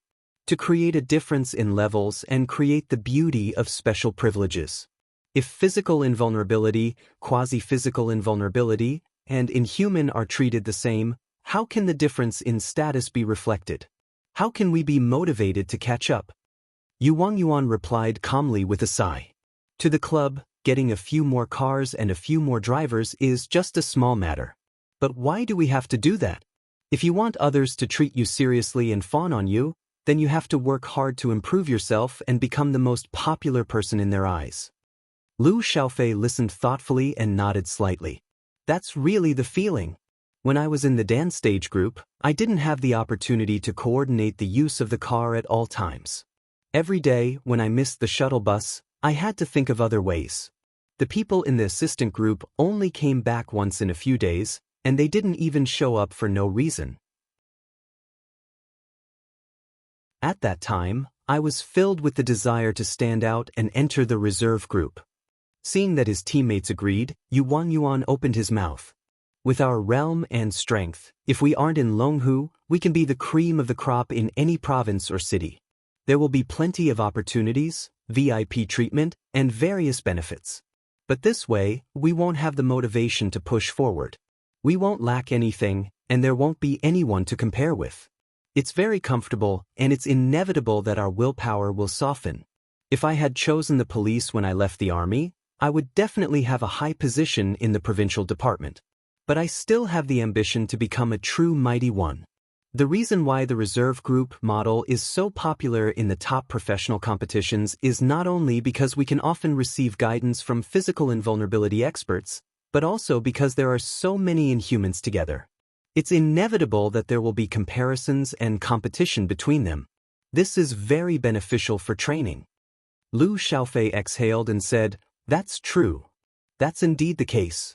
My biggest goal now is," halfway through her sentence, she suddenly laughed. After a few seconds, she said, "To surpass you. Very good. My goal is to catch up with Leader 2. Yuan laughed softly. Lu Xiaofei took a deep look at him. She felt that this friendly-looking teammate of hers was much more profound than usual. He was born in the army and had a lot of experience. He's not like me, a blank piece of paper, who rose up step by step in Longhu Martial Arts School, Lu Xiaofei muttered to herself and said doubtfully, but with so many high-pin martial artists gathered together for training, it will also create a lot of psychological stress for everyone. If they can't compare to others, they will fall behind in competition. It's fine if it happens twice or thrice, but once it happens too often, the impact will be huge. If it happens repeatedly for a few years, even the strongest willpower will be shaken, right? That's why there are arrangements for us to train in other teams. Firstly, it's to train in actual combat. Secondly, it's to give us confidence. If we really can't do it, then we'll switch to management, the police, or the military. There are Inhumans quitting every year. It's not like you haven't seen it. That's how great the pressure of competition is. Yuan looked out of the door and suddenly laughed. All right, our bus is here. When we get home, remember the feeling of being agitated by Lu Cheng. Turn it into motivation and strive not to be caught up by him within a year. Work hard. Lu Xiaofei waved her fist heroically. Beside the door of the silver-gray business van, Amon's face was so dark that it looked like water could drip out of it. She had witnessed the scene of Huang Bin fawning over Lu Cheng from the second-floor office. She felt like she was stabbed in the back. I tried my best to be fair and not compete with the seniors in the office. When a pie fell from the sky and I was sent by the supervisor to welcome Lu Cheng, I was in fear and trepidation. I didn't dare to have wishful thinking and only wanted to gain recognition with my work attitude. Who knew that Huang Bin, a senior employee who was usually all smiles, actually contacted Lu Cheng privately and interfered? He usually acted like he had a good impression of me and was rather ambiguous. But when it comes to benefits, he's actually like this. Treacherous villain. It's really not easy to survive in the workplace. The business van drove smoothly. Although there were occasional traffic jams, they still arrived at the university town at 6:20 p.m. They made a detour to the entrance of Jiang Fei's school. Just stop here. You can go back now. Sorry for the trouble. Lu Cheng glanced out of the window and saw Fatty Jiang. Hence, he picked up the walkie-talkie to communicate with the driver. Mr. Lu, I can wait for a while longer. I'll send you to the dining location before leaving. The driver took the initiative to suggest. That's fine too. I'll ask where I'm going. If it's on campus, I won't trouble you. Lu Cheng watched as the door opened by itself. He lowered his head and got off the van. He took a big stride forward and approached Fatty Jiang, who was wearing a gray t-shirt, light yellow shorts and black sandals. He reached out and patted Fatty Jiang's right shoulder while he dodged to the left. Fatty Jiang was still fooled hundreds of times. He looked to the right in a daze for a few seconds before regaining his senses. He looked to the left and complained, "Why are you, an inhuman mighty one, making fun of an ordinary person like me? Before I started practicing martial arts, I also didn't see you find the right place." Lu Qing laughed. "Where are we going to eat?" Fatty Jiang was getting more and more mellow. "Let's go to an old restaurant. The taste of their white-cut chicken. Tsk. Let's not talk about it. I go there every week for a sumptuous meal." Jiang Fei swallowed his saliva. "How far is it?" Lu Qing was getting hungry from his words. Jiang Fei looked into the distance. "About 10 to 20 minutes by foot. Then we'll take a car there. Send me the address." Lu Qing patted Fatty Jiang and gestured for him to follow him. After getting into the car, Jiang Fei opened his eyes wide and looked around cautiously. He praised from the bottom of his heart, "Qing, your treatment is awesome." He gave him a thumbs up. "Aren't all commercial cars like this?" Lu Qing asked in amusement. He picked up the walkie-talkie and sent the address to the driver. "I know." Jiang Fei smiled embarrassedly. "I mean, there's a special driver." "It's not a special one. It's just that I can use it." Lu Qing answered honestly. Jiang Fei nodded. When he felt the car start, he subconsciously looked at the street outside the window. He saw his schoolmates coming and going while enduring the heat. He was in the cool air with cold drinks in front of him. After driving for 10 minutes, the commercial car stopped in front of the Lin's restaurant. After seeing the driver leave, the two entered the restaurant and ordered 2 white-cut chicken, 2 roast geese, 2 sets of barbecued pork and 4 plates of rice noodle roll. The waiter was stunned by the order. "Take away if you can't finish it." Fatty Jiang shouted in annoyance. The waiter suddenly understood. After sitting down, Jiang Fei asked about the Longhu Club curiously. Then he smiled and pointed outside. "This place is close to 3 universities. There are many beautiful girls coming and going. I look at them for a long time every time. Although I don't have a girlfriend, I feel satisfied. It's like I have the whole forest." "Your attitude is called, 'Look, my picturesque country.'" Lu Qing teased Fatty Jiang. "What can I do? I'm also desperate." Jiang Fei spread his hands. "Last winter, a few schoolmates came to Xiushan to play. After knowing your Lu Qing, they were very enthusiastic about me. They kept trying to introduce girls to me, but they all failed miserably. Then I can't help you. You can't lose weight." Lu Qing took the opportunity to provoke him. "Sigh, I'll just leave it to fate. Maybe one day someone will discover my rich inner qualities." Jiang Fei laughed at himself. They chatted for a while on this topic. When they talked about finding a job, Jiang Fei said with a distressed expression, "I can't be like you and become a tycoon after graduation. Actually, with my major, if I want to work in a factory, I'm not afraid that no one will want me. But after thinking about it, I feel reluctant. In the second half of the year, I'll apply for other resumes. Anyway, if I don't stay in Huaqing, I'll go to Gaofun. I won't consider other places." Well, Gaofun has been developing well in recent years. Lu Qing didn't know about Jiang Fei's major, so he didn't express his opinion casually. "Sometimes I miss high school. I didn't have to think about anything else. I didn't have to choose. I only had to focus on studying. Once I was free, I could play with my heart. Unlike now." Jiang Fei sighed. "Once you enter society, you'll feel that university is better." Lu Qing answered seriously. "I prefer university to high school. In high school, I felt that my mind was not mature enough. I didn't know how to appreciate life, so I lived without a care in the world. But in university, I gradually formed my views in various aspects. I have myself and am relatively free."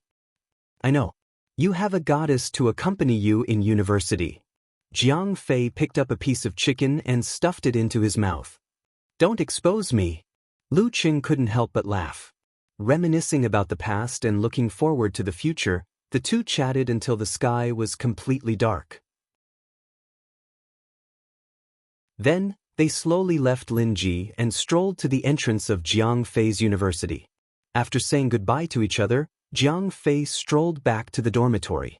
He saw that his roommates were already online playing games. "Fatty, why are you so late? Did you go on a date?" A classmate took a break from the busy and joked. "No, I don't have a girlfriend." Fatty Jiang said self-deprecatingly. "Eating with my high school classmates. With the heavenly son of the era, Lu Cheng." Oh. His roommates didn't say much and continued to indulge in the game.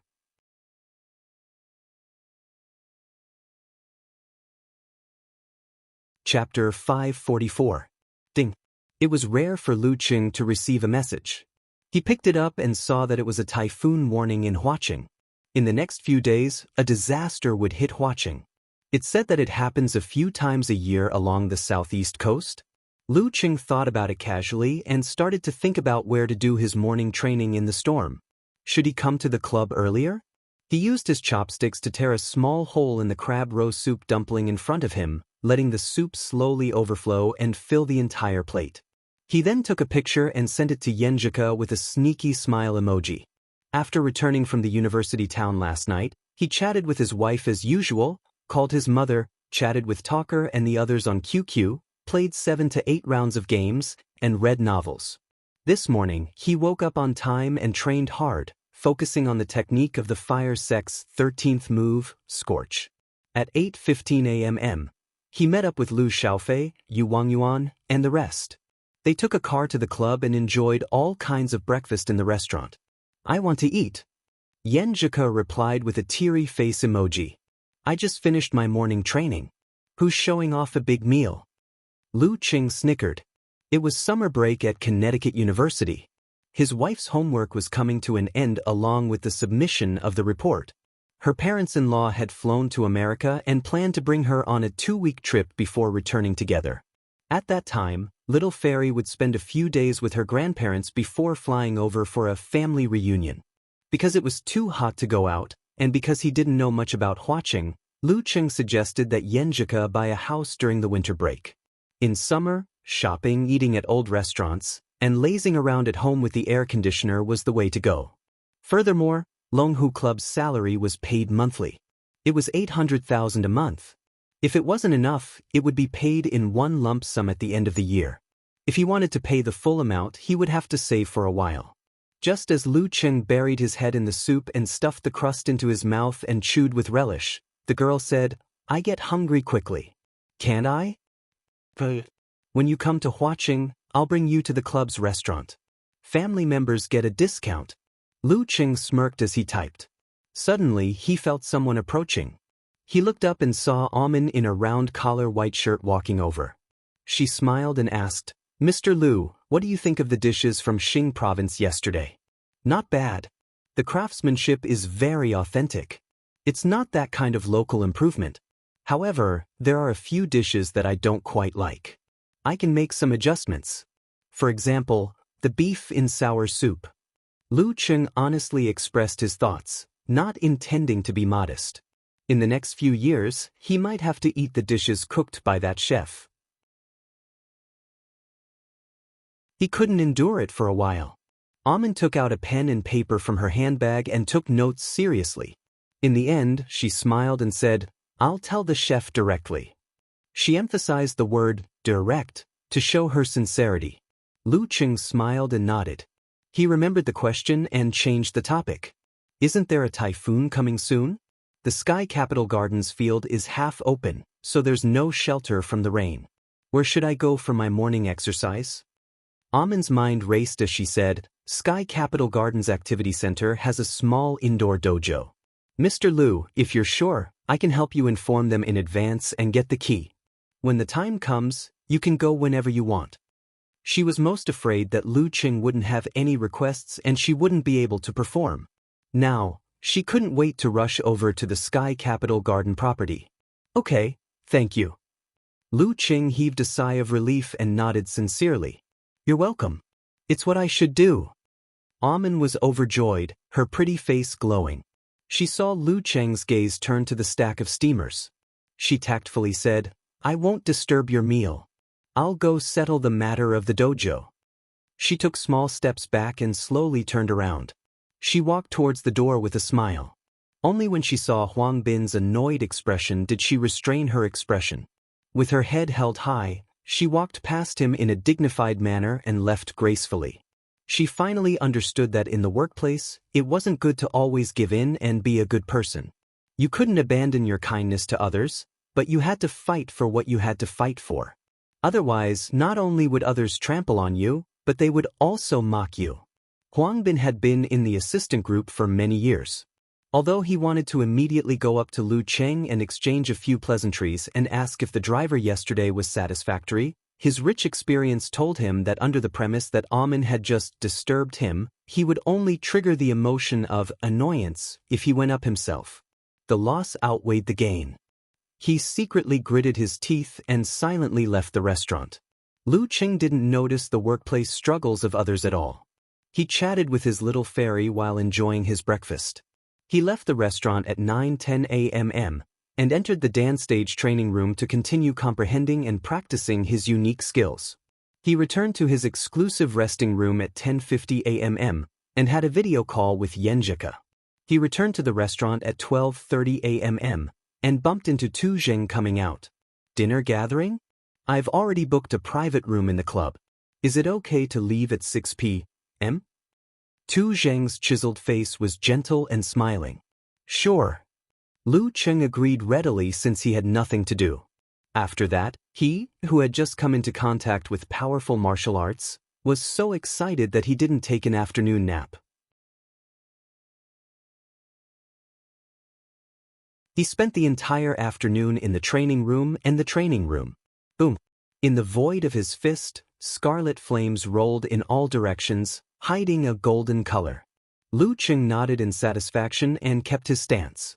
He had finally mastered the 13th move of the fire sect, Scorch. Everything is difficult at the beginning. The progress of the remaining 20 over unique skills would be faster than this. Well, excluding the most difficult ones, swoosh. Warm water dripped down and washed away his fatigue. Lu Cheng changed his clothes and carried his bag. He went to the reserve team's training room in the northwest to meet up with Yu Wangyuan and the rest. I've already informed the assistant team. There's a car to send you guys there. I'll bring Jianlin and Xiaolu. Tu Zheng waved his hand generously. The 6 Inhumans of the reserve team arrived at a luxurious clubhouse without a word along the way. Just as they pushed open the door to the private room, Lu Cheng, Lu Xiaofei and the rest were stunned because there was already someone sitting inside. It was a bald man who looked like half of an iron tower, a first pin expert with fierce eyebrows, Optimus Prime, Long Zhen.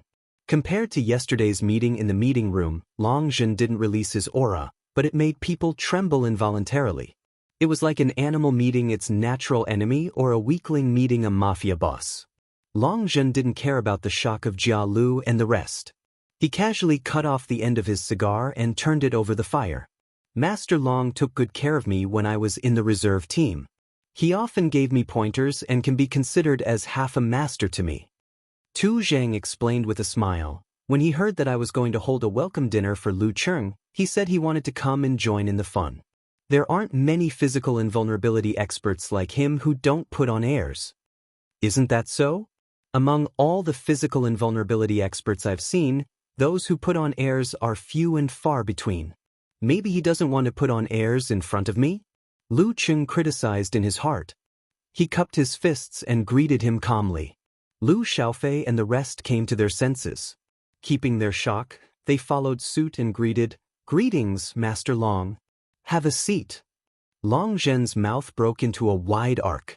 He pointed to the cigar box at the side and said to Lu Cheng, "Want one?" He didn't show any authority, but there was an irresistible aura about him. Who could reject the goodwill of a first pin expert? It's okay. I don't smoke. Lu Cheng took a light breath and smiled calmly. What are you afraid of? You're no longer at the foundation tempering stage, said Long Zhen as he took a puff of the cigar and slowly exhaled the smoke. Without waiting for Lu Cheng's reply, he chuckled and said, "Your ice mirror has reached the level of encountering gods in the void, self-reflection, right?" As soon as he said that, Lu Xiaofei and the rest were shocked. Physical invulnerability experts wouldn't be interested in such a level. However, for inhumans, it might not be possible. Among all the fourth pins present, other than Tu Zheng, no one else could achieve such a level. He had only been an inhuman for a year, right? As expected of the heavenly son of the era, this person must have specially researched my competition videos and put in a lot of effort. A first pin expert like Longzhen wouldn't be so bored. Who could it be? Lu Cheng looked at Tu Zheng beside him and nodded thoughtfully. Isn't that settled then? At this level, controlling your body, removing the dirt and cleansing your lungs is a piece of cake. Why would you be afraid of a cigarette? Said Longzhen with a half-smile. Lu Cheng gave a self-deprecating laugh and replied firmly, I really don't like it. Longzhen didn't say anything else and turned to ask Yu Wangyuan and the rest. No one rejected him. In an instant, the room was filled with smoke and looked like a fairyland. Lu Cheng didn't mind. His lungs were so strong that they could cleanse themselves. Not smoking directly was just a matter of attitude and principle. When the cold dishes were served, Tu Zheng smiled and said, I brought a few good wines. You guys take a look and see what you want to drink. After Lu Xiaofei and the rest made their choices, Lu Cheng waved his hand and said awkwardly, I don't drink. Don't drink? Which swordsman in ancient times didn't drink? Sneered Longzhen. Lu Cheng shook his head and said, I'm used to it. There's no need to break it. Besides, compared to alcohol, I prefer other flavors. You're so boring. Longzhen didn't force him. He chuckled and said, if it were any other job, if you don't drink, would you dare to not drink when the leader stares at you? I'm working hard to practice martial arts so that I can have the right to refuse. Lu Cheng imitated what he said back then and smiled calmly. Longzhen nodded slowly. You're right. The grouper and abalones were served one by one. When the banquet started, Tu Zheng livened up the conversation.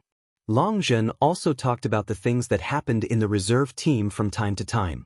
Both the guests and the host enjoyed themselves. After dinner, Longzhen didn't stay for long. He said that he was going to other places in the club to relax. Under Tu Zheng's invitation, Lu Cheng and the rest went to the KTV on the third floor to sing for a while. After Lu Xiaofei and Jia Lu played for a while and left, Tu Zheng smiled and went out for a few minutes. Not long after he came back, the door opened. More than 10 girls walked in and stood in a row in front of the big screen. Some were young and beautiful, some were charming, and some were fat and thin. They all had their own flavors. The quality is not bad. You guys can choose first. Tu Zheng leaned back in a relaxed manner and rested his arms on the back of the sofa. I don't need it. Lu Cheng was the first to answer. What are you afraid of? What's wrong with a man acting outside? Tu Zheng chuckled. Seeing that Yu Wangyuan and Sun Jianlin had started to choose, Lu Cheng took a deep breath and stood up. I have something to do. I'll leave first. You guys have fun. After he finished, he exchanged glances with Tu Zheng. He didn't panic at all and was calm. Go ahead if you have something to do, Tu Zheng said slowly. Lu Cheng nodded and left. After he left, Sun Jianlin drank with his female companion as if nothing had happened. He smiled and said, Leader 2, you're too anxious. We don't know each other well enough. He's still a kid who just left school. That's true. However, I can see that Lu Cheng is a person with a strong will. He's a martial artist who is used to restraining himself. Yu Wangyuan sighed and hugged his 2 female companions. Tu Zheng had a beautiful girl sitting beside him. His eyes were half closed and he didn't say a word. July 3rd, Friday afternoon. Lu Cheng was having his meal when Yu Wangyuan leaned over and smiled. The reserve team has a weekly sparring session in the afternoon. Do you want to join? Lu Cheng, who had mastered another unique skill of the fire sect, was itching to join. Sure.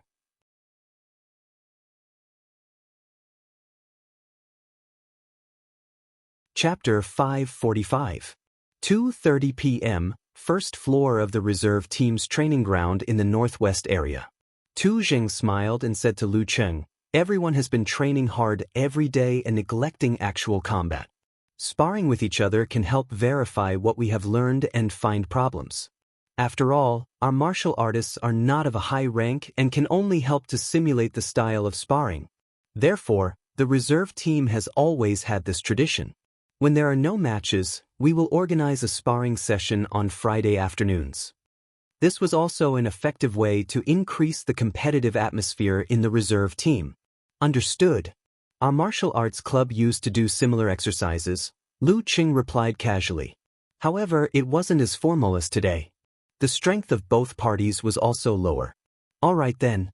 Let's draw lots. Since we are going to verify what we have learned, there is no need to hide it. I reckon we will be exhausted after one round. Tu Zheng picked up a piece of white paper on the table and scribbled a few numbers.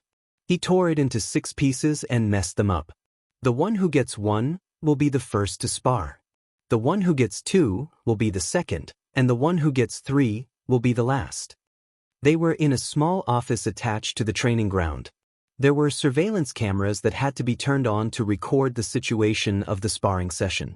It would be convenient for them to observe the process and analyze problems from the perspective of a bystander. It was much more formal than the Songqing University Martial Arts Club.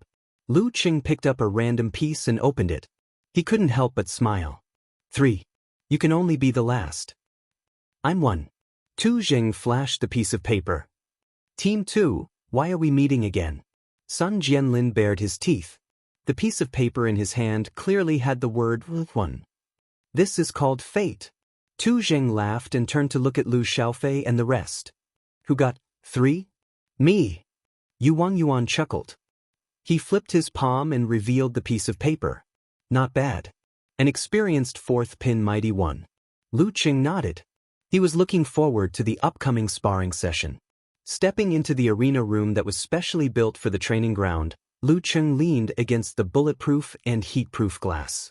He glanced at the cameras everywhere and watched as Tu Zheng and Sun Jianlin walked to the center and took up their stances. Wang Yuan acted as the temporary referee. Lowering his waist and releasing his aura, Tu Zheng's smile disappeared. Golden red flames seemed to be leaping out of his eyes. Even though they were dozens of meters apart, Lu Qing could feel the air getting hotter. It was like when he passed by an iron-smelting furnace when he was young and happened to see red water flowing out. It was as if the air conditioner in the training ground had malfunctioned and the high temperature from outside seeped in, slightly changing the environment with his aura. As expected of a mighty one close to physical invulnerability, Lu Qing nodded slightly. At the same time, he was filled with admiration and motivation to catch up. The battle between Tu Zheng and Sun Jianlin lasted for 3 minutes.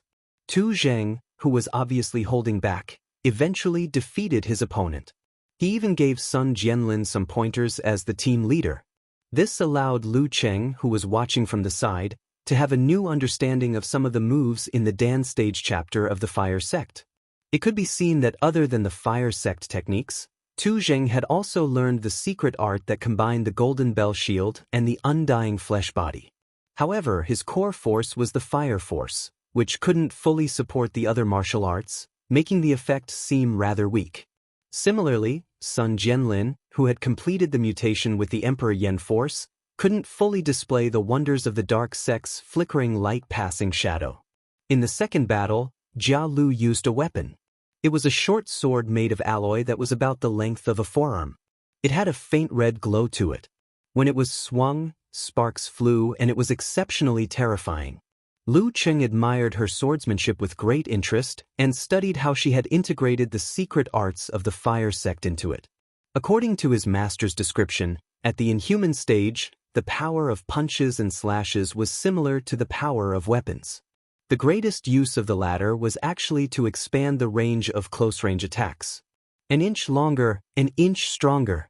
Of course, as an external object, there was a gap between weapons and the force that one had cultivated. If one used it directly without polishing it, it would only spoil the weapon. Unless one allowed flames and other substances to attach to the surface of the weapon, it wouldn't be very effective. Therefore, after obtaining a weapon, if a martial artist wanted to use it, they would have to follow the ancient method and constantly nourish it with the force. The modern theory was that through the repeated scouring of the force with low intensity, the molecular structure and composition of the material would gradually change. In the end, it would resemble the skin and muscles of the owner, to a certain extent, and complete the conduction with less loss. It was precisely because of this that even if one obtained a divine weapon that had been used by a physical invulnerability expert before, under the circumstances of incompatibility, it could only be used as a slightly sharper kitchen knife. Every master who specialized in weapons had a few companions that they had nourished for many years. In order to prevent damage, they had to start all over again. With the breakthrough in the research of bionics materials, custom-made weapons could greatly reduce the time needed to nourish them. This was a huge blow to the ancient style, but it was an inevitable trend in the development of the era.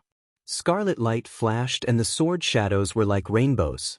Jia Lu's fight was spectacular and she had the upper hand for a while. Lu Xiaofei, on the other hand, wasn't in a hurry. She steadily defended the opening and avoided the attacks. When the opponent's momentum started to weaken, she suddenly exploded and attacked like fire. She was as fierce as the tide and instantly put the opponent in a difficult situation. After putting up a strong resistance a few times, Jia Lu still couldn't turn the situation around. Not only that, she was sinking deeper and deeper. When she was on the verge of defeat, she had no choice but to admit defeat in frustration and reflect on her mistakes in the previous battle. Tu Zheng, Yu Wangyuan, and the rest interjected from time to time, voicing their own opinions and acting as a stepping stone for others. Lu Cheng liked this kind of atmosphere very much. How his teammates played in private was their own business, but when it came to martial arts, they were very serious. They were in the golden age of vitality, drive, experience, mentality, and other factors combined together. After the exchange, Yu Wangyuan, who had been the referee for 2 rounds, stepped into the center. His muscles were firm and his face was round. Lu Cheng, who was full of anticipation, didn't waste any time. He flicked his navy blue martial arts suit and left the edge unhurriedly. Tu Zheng, who had taken a break, would be the referee for this round. Seeing that both parties had gotten into their stances and were ready to go, he waved his right hand and exhaled loudly. "Begin!" Lu Xiaofei, Jia Lu, and the rest were energized. They paid more attention to the battle than before. After Lu Cheng's battle with Peng Liyun at the end of April, he hadn't fought for more than 2 months. At that time, he already had the strength of a quasi-4th pin. What level was he at now? They didn't doubt that Lu Cheng had the possibility of winning. There wasn't much difference between a quasi-4th pin and a veteran 4th pin. The only difference was training, accumulation, and battle experience. Yu Wangyuan was definitely more powerful, but he wouldn't be so powerful to the extent of crushing his opponent. Both parties would have a 70-30 chance of winning. Improvisation was equally important. Following Tu Zheng's shout, Yu Wangyuan pounced out crazily. He dashed left and right in small steps, like a huge fire burning in a prairie. There wasn't anywhere for him to escape and he could only take it head-on. Lu Cheng had the heart to experience it. Like Peng Liyun, he chose not to dodge. He lowered his waist, gathered his qi and blood, and exploded his Dan force. Wearing a scarlet-red flame glove on his right fist, he swung it heavily and powerfully. Yu Wangyuan lowered his back and suddenly rushed forward. His speed reached the peak in an instant. During this process, he made use of the inertia to attack. He gathered his qi and blood and expanded his arm. Fire force condensed and poured into Yu Wangyuan's fist. He didn't release it outwards. Instead, it gently exploded from within, creating a huge pushing force that accelerated forward. In an instant, Yu Wangyuan's left fist increased in speed. It dragged out a shadow and hit Lu Cheng's flame glove. Boom! Scarlet light scattered like rain. Lu Cheng felt that his opponent's strength was surging like the sea and mountains. It was hard for him to take it head-on. He could only step on the ice crystals and slide backwards. With a slurp, he seemed to be running backwards. The 15th style of the fire sect, jet spray. During the winter break, Dong Xiaoyang had also used this move to defeat Lu Cheng. It was an imitation of the 1-inch punch technique. It used the controlled explosion of one's own fire force to replace the bouncing of the joints and stretching of the fascia to create a double pushing force. It could be used to change the part of the attack or to stack up pure strength. It was a rather practical secret art. With one move, the flames scattered like rain and the person retreated like a push. Yu Wangyuan had gained the upper hand. He took a step forward and threw his right fist forward, doing jet spray again. As expected, Yu Wangyuan's strength is much stronger than Lu Cheng's. Lu Xiaofei, Jia Lu, and Sun Jianlin nodded as they watched. They heaved a sigh of relief. Once an expert makes a move, it's easy to tell if he's skilled or not. Jet spray was Yu Wangyuan's best secret art. It could be used until the opponent admitted defeat. Lu Cheng, who was sliding backwards, was getting more and more excited.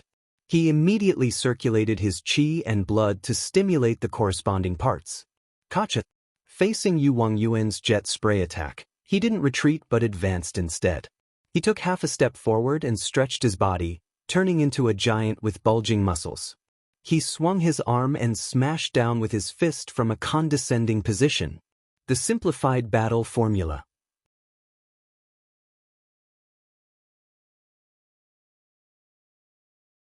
Chapter 546. Bam! The two fists collided. Both of their muscles swelled exaggeratedly, as though they were squeezing every ounce of energy out of their bodies. At the point of contact, air currents formed and turned into waves, spreading wildly in all directions. The loud, dull sound shook the transparent glass dozens of meters away, causing them to vibrate continuously.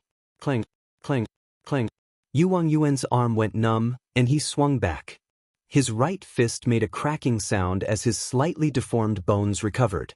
In terms of absolute strength, the double push was slightly weaker than the simplified fighting formula. Of course, this was under the situation where both parties were of similar realms and levels. His body shook, and he was about to lose his balance. Yu Wangyuan quickly retracted his qi and blood, stabilizing his center of gravity. He then spurted his Dan force again, directing it to his right arm. At this moment, he saw Lu Cheng's body suddenly grow taller. His clothes outlined the shape of all his muscles. His exposed skin, other than his face, had bulging veins that were green and black. His fist carried this violent force, swinging down as though he was smashing a mountain. Clenching his teeth, Yu Wangyuan pulled his arm back, raised his forearm, and quickly swung his fist in reverse to meet his opponent. Just as they were about to reach each other, the fire force exploded gently, creating a turbulent pushing force that allowed the fist to rise into the air like a rocket. With a bang, it broke through the air barrier and hit Lu Cheng's punch. With a crack, Yu Wangyuan's feet sank into the ground. Cracks extended outwards, intersecting with the scars from the two previous battles. His body trembled at high speed, his muscles undulating as though he was dispelling the remaining energy. As an experienced mighty one of the fourth pin, he wasn't disheartened by the setback. Without thinking, he did the Dan concentration again, preparing for an outburst. This time, he was going to use another technique of jet spray to turn the tables. When there was another chance, the fire sect was also very good at stimulating outbursts. It was just that he hadn't reached the realm of encountering gods in the void, so he couldn't use secret arts that were harmful to his body continuously like Lu Cheng. It was at this moment that Lu Cheng seemed to have predicted his next move based on his body language and the condition of his muscles. Instead of using the simplified fighting formula, he gathered and released his Dantian Qi and launched a low kick with his right foot. It was fast and vicious. This made Yu Wangyuan, who was still stuck in the ground, feel his heart tighten. He activated the fire force in advance and pulled his arm back fiercely, moving his back and pulling his left leg up. He tightened his muscles and resisted with a bang. His body was obviously swaying. The kick landed. Lu Cheng swung his waist and his left leg stepped forward, as if he was stepping and kicking at the same time. Pa, 1 kick, 2 kicks, 3 kicks. Lu Cheng's 2 legs attacked consecutively, as though a chilly northern wind had been stirred up, forcing Yu Wangyuan to retreat step by step. During this process, Yu Wangyuan only felt that his ankles were starting to stiffen. The coldness slowly seeped into his flesh and blood. The surrounding space was becoming more and more like ice, sticking to his movements, making it harder and harder for him to dodge. A layer of sparkling and translucent light appeared on the ground, as if it was a cold winter square that had been watered. The 17th move of the ice sect, polar ground. Thump, thump, thump. Lu Cheng's feet gradually became heavier. The layer of ice thickened and the chill intensified. Yuan didn't wait any longer. He made a decision on the spot. A reddish-gold light flashed in his eyes. His right leg, which was dodging, suddenly stomped heavily on the ground. However, this powerful stomp didn't cause any tremors. Instead, it caused the surroundings to become strangely stagnant. Boom! Dozens of centimeters in front of where Yuan's feet landed, where Lu Cheng's body was, the sound of air expanding suddenly erupted from the surface of the limestone. A reddish-gold pillar of fire rose into the air. The temperature was extremely high and the flames were intense. The 28th move of the fire sect, Burning God. Before the flames had risen, Lu Cheng had already stopped in his tracks. He bent his back and narrowly avoided the flames of the Burning God. The flames flew into the air, sticking close to his body. They turned into a fountain and scattered helplessly. Bam!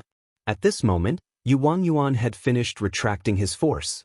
He pulled back his arm and struck Lu Cheng from the side. His fist seemed to be filled with blood, red and ferocious. Just as Lu Cheng straightened his back, moved his arm, and raised his forearm to make a parry, there seemed to be an explosion from within Yuan's right fist. His fist changed direction abruptly. Like the head of an agile snake, it strangely turned to one side and swung towards Lu Cheng's shoulder in the opposite direction. In a split second, he changed the direction of his attack. Another application of the unique skill of the fire sect, jet spray.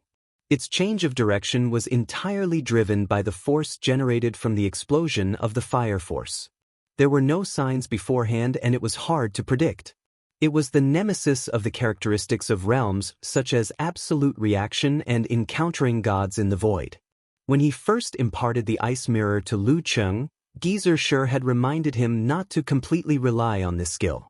After so many years, others weren't fools. They had already thought of ways to deceive him. There weren't many, but there were definitely some. If he blindly followed the reflection of the ice mirror, he would definitely be at a disadvantage. In the past 2 years, Lu Cheng had already established the core position of the ice mirror in his fighting style.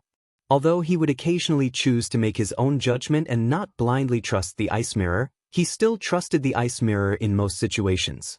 If it wasn't for the fact that he browsed through the Dan stage chapter of the fire sect a few days ago and was alarmed by the shocking application of jet spray, he probably wouldn't have remembered his master's advice. At this moment, it was inevitable that he would be flustered and make a mistake in his panic. Luckily, he was already prepared. He pulled his spine and pulled back his shoulders. His entire body slanted, causing Yuan's sudden reverse swing to hit the air with a dull thud. Yuan's intent was like a raging fire. He expanded outwards, lowered his waist, gathered his chi and blood, and swung it away. Bam! He punched with his left fist towards Lu Cheng's waist. Halfway through, his force exploded. The snakehead rose, opened his 5 fingers and fangs, and tore at his opponent's arm. The double push of jet spray was an explosive force within the body. No matter how controlled it would still cause damage. Therefore, compared to the Emperor Yen force, the fire force, which was gentler and more stable, complemented it well. It could help Yuan use it many times. Bam, bam, bam.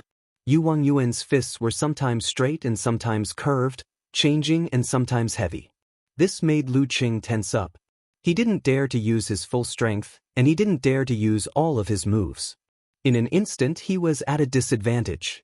He dodged, turned, and dodged continuously. Yuan took a step forward and changed the direction of his fist, smashing it towards Lu Cheng's chin. Following which, he leaned his body, bent his elbow, and stomped on the ground. Bam bam bam. He closed in and attacked crazily. His moves were continuous, bringing along golden red sparks, creating a strong wind. Lu Cheng is still pretty strong. Jia Lu stroked her short sword, communicating with it emotionally, and sighed softly. If it were her, she would have been in a precarious situation under Yu Wangyuan's attacks and was about to lose. They were both newbies who had entered the high pin for less than a year. Why was the difference so huge? Yu Wangyuan's continuous attacks aren't that simple. Pay attention to the shape of the remnants of his flames, said Lu Xiaofei enviously as she tilted her head. That was a combination of experience, technique, and proficiency. She couldn't be that experienced and ruthless. Jia Lu focused her gaze.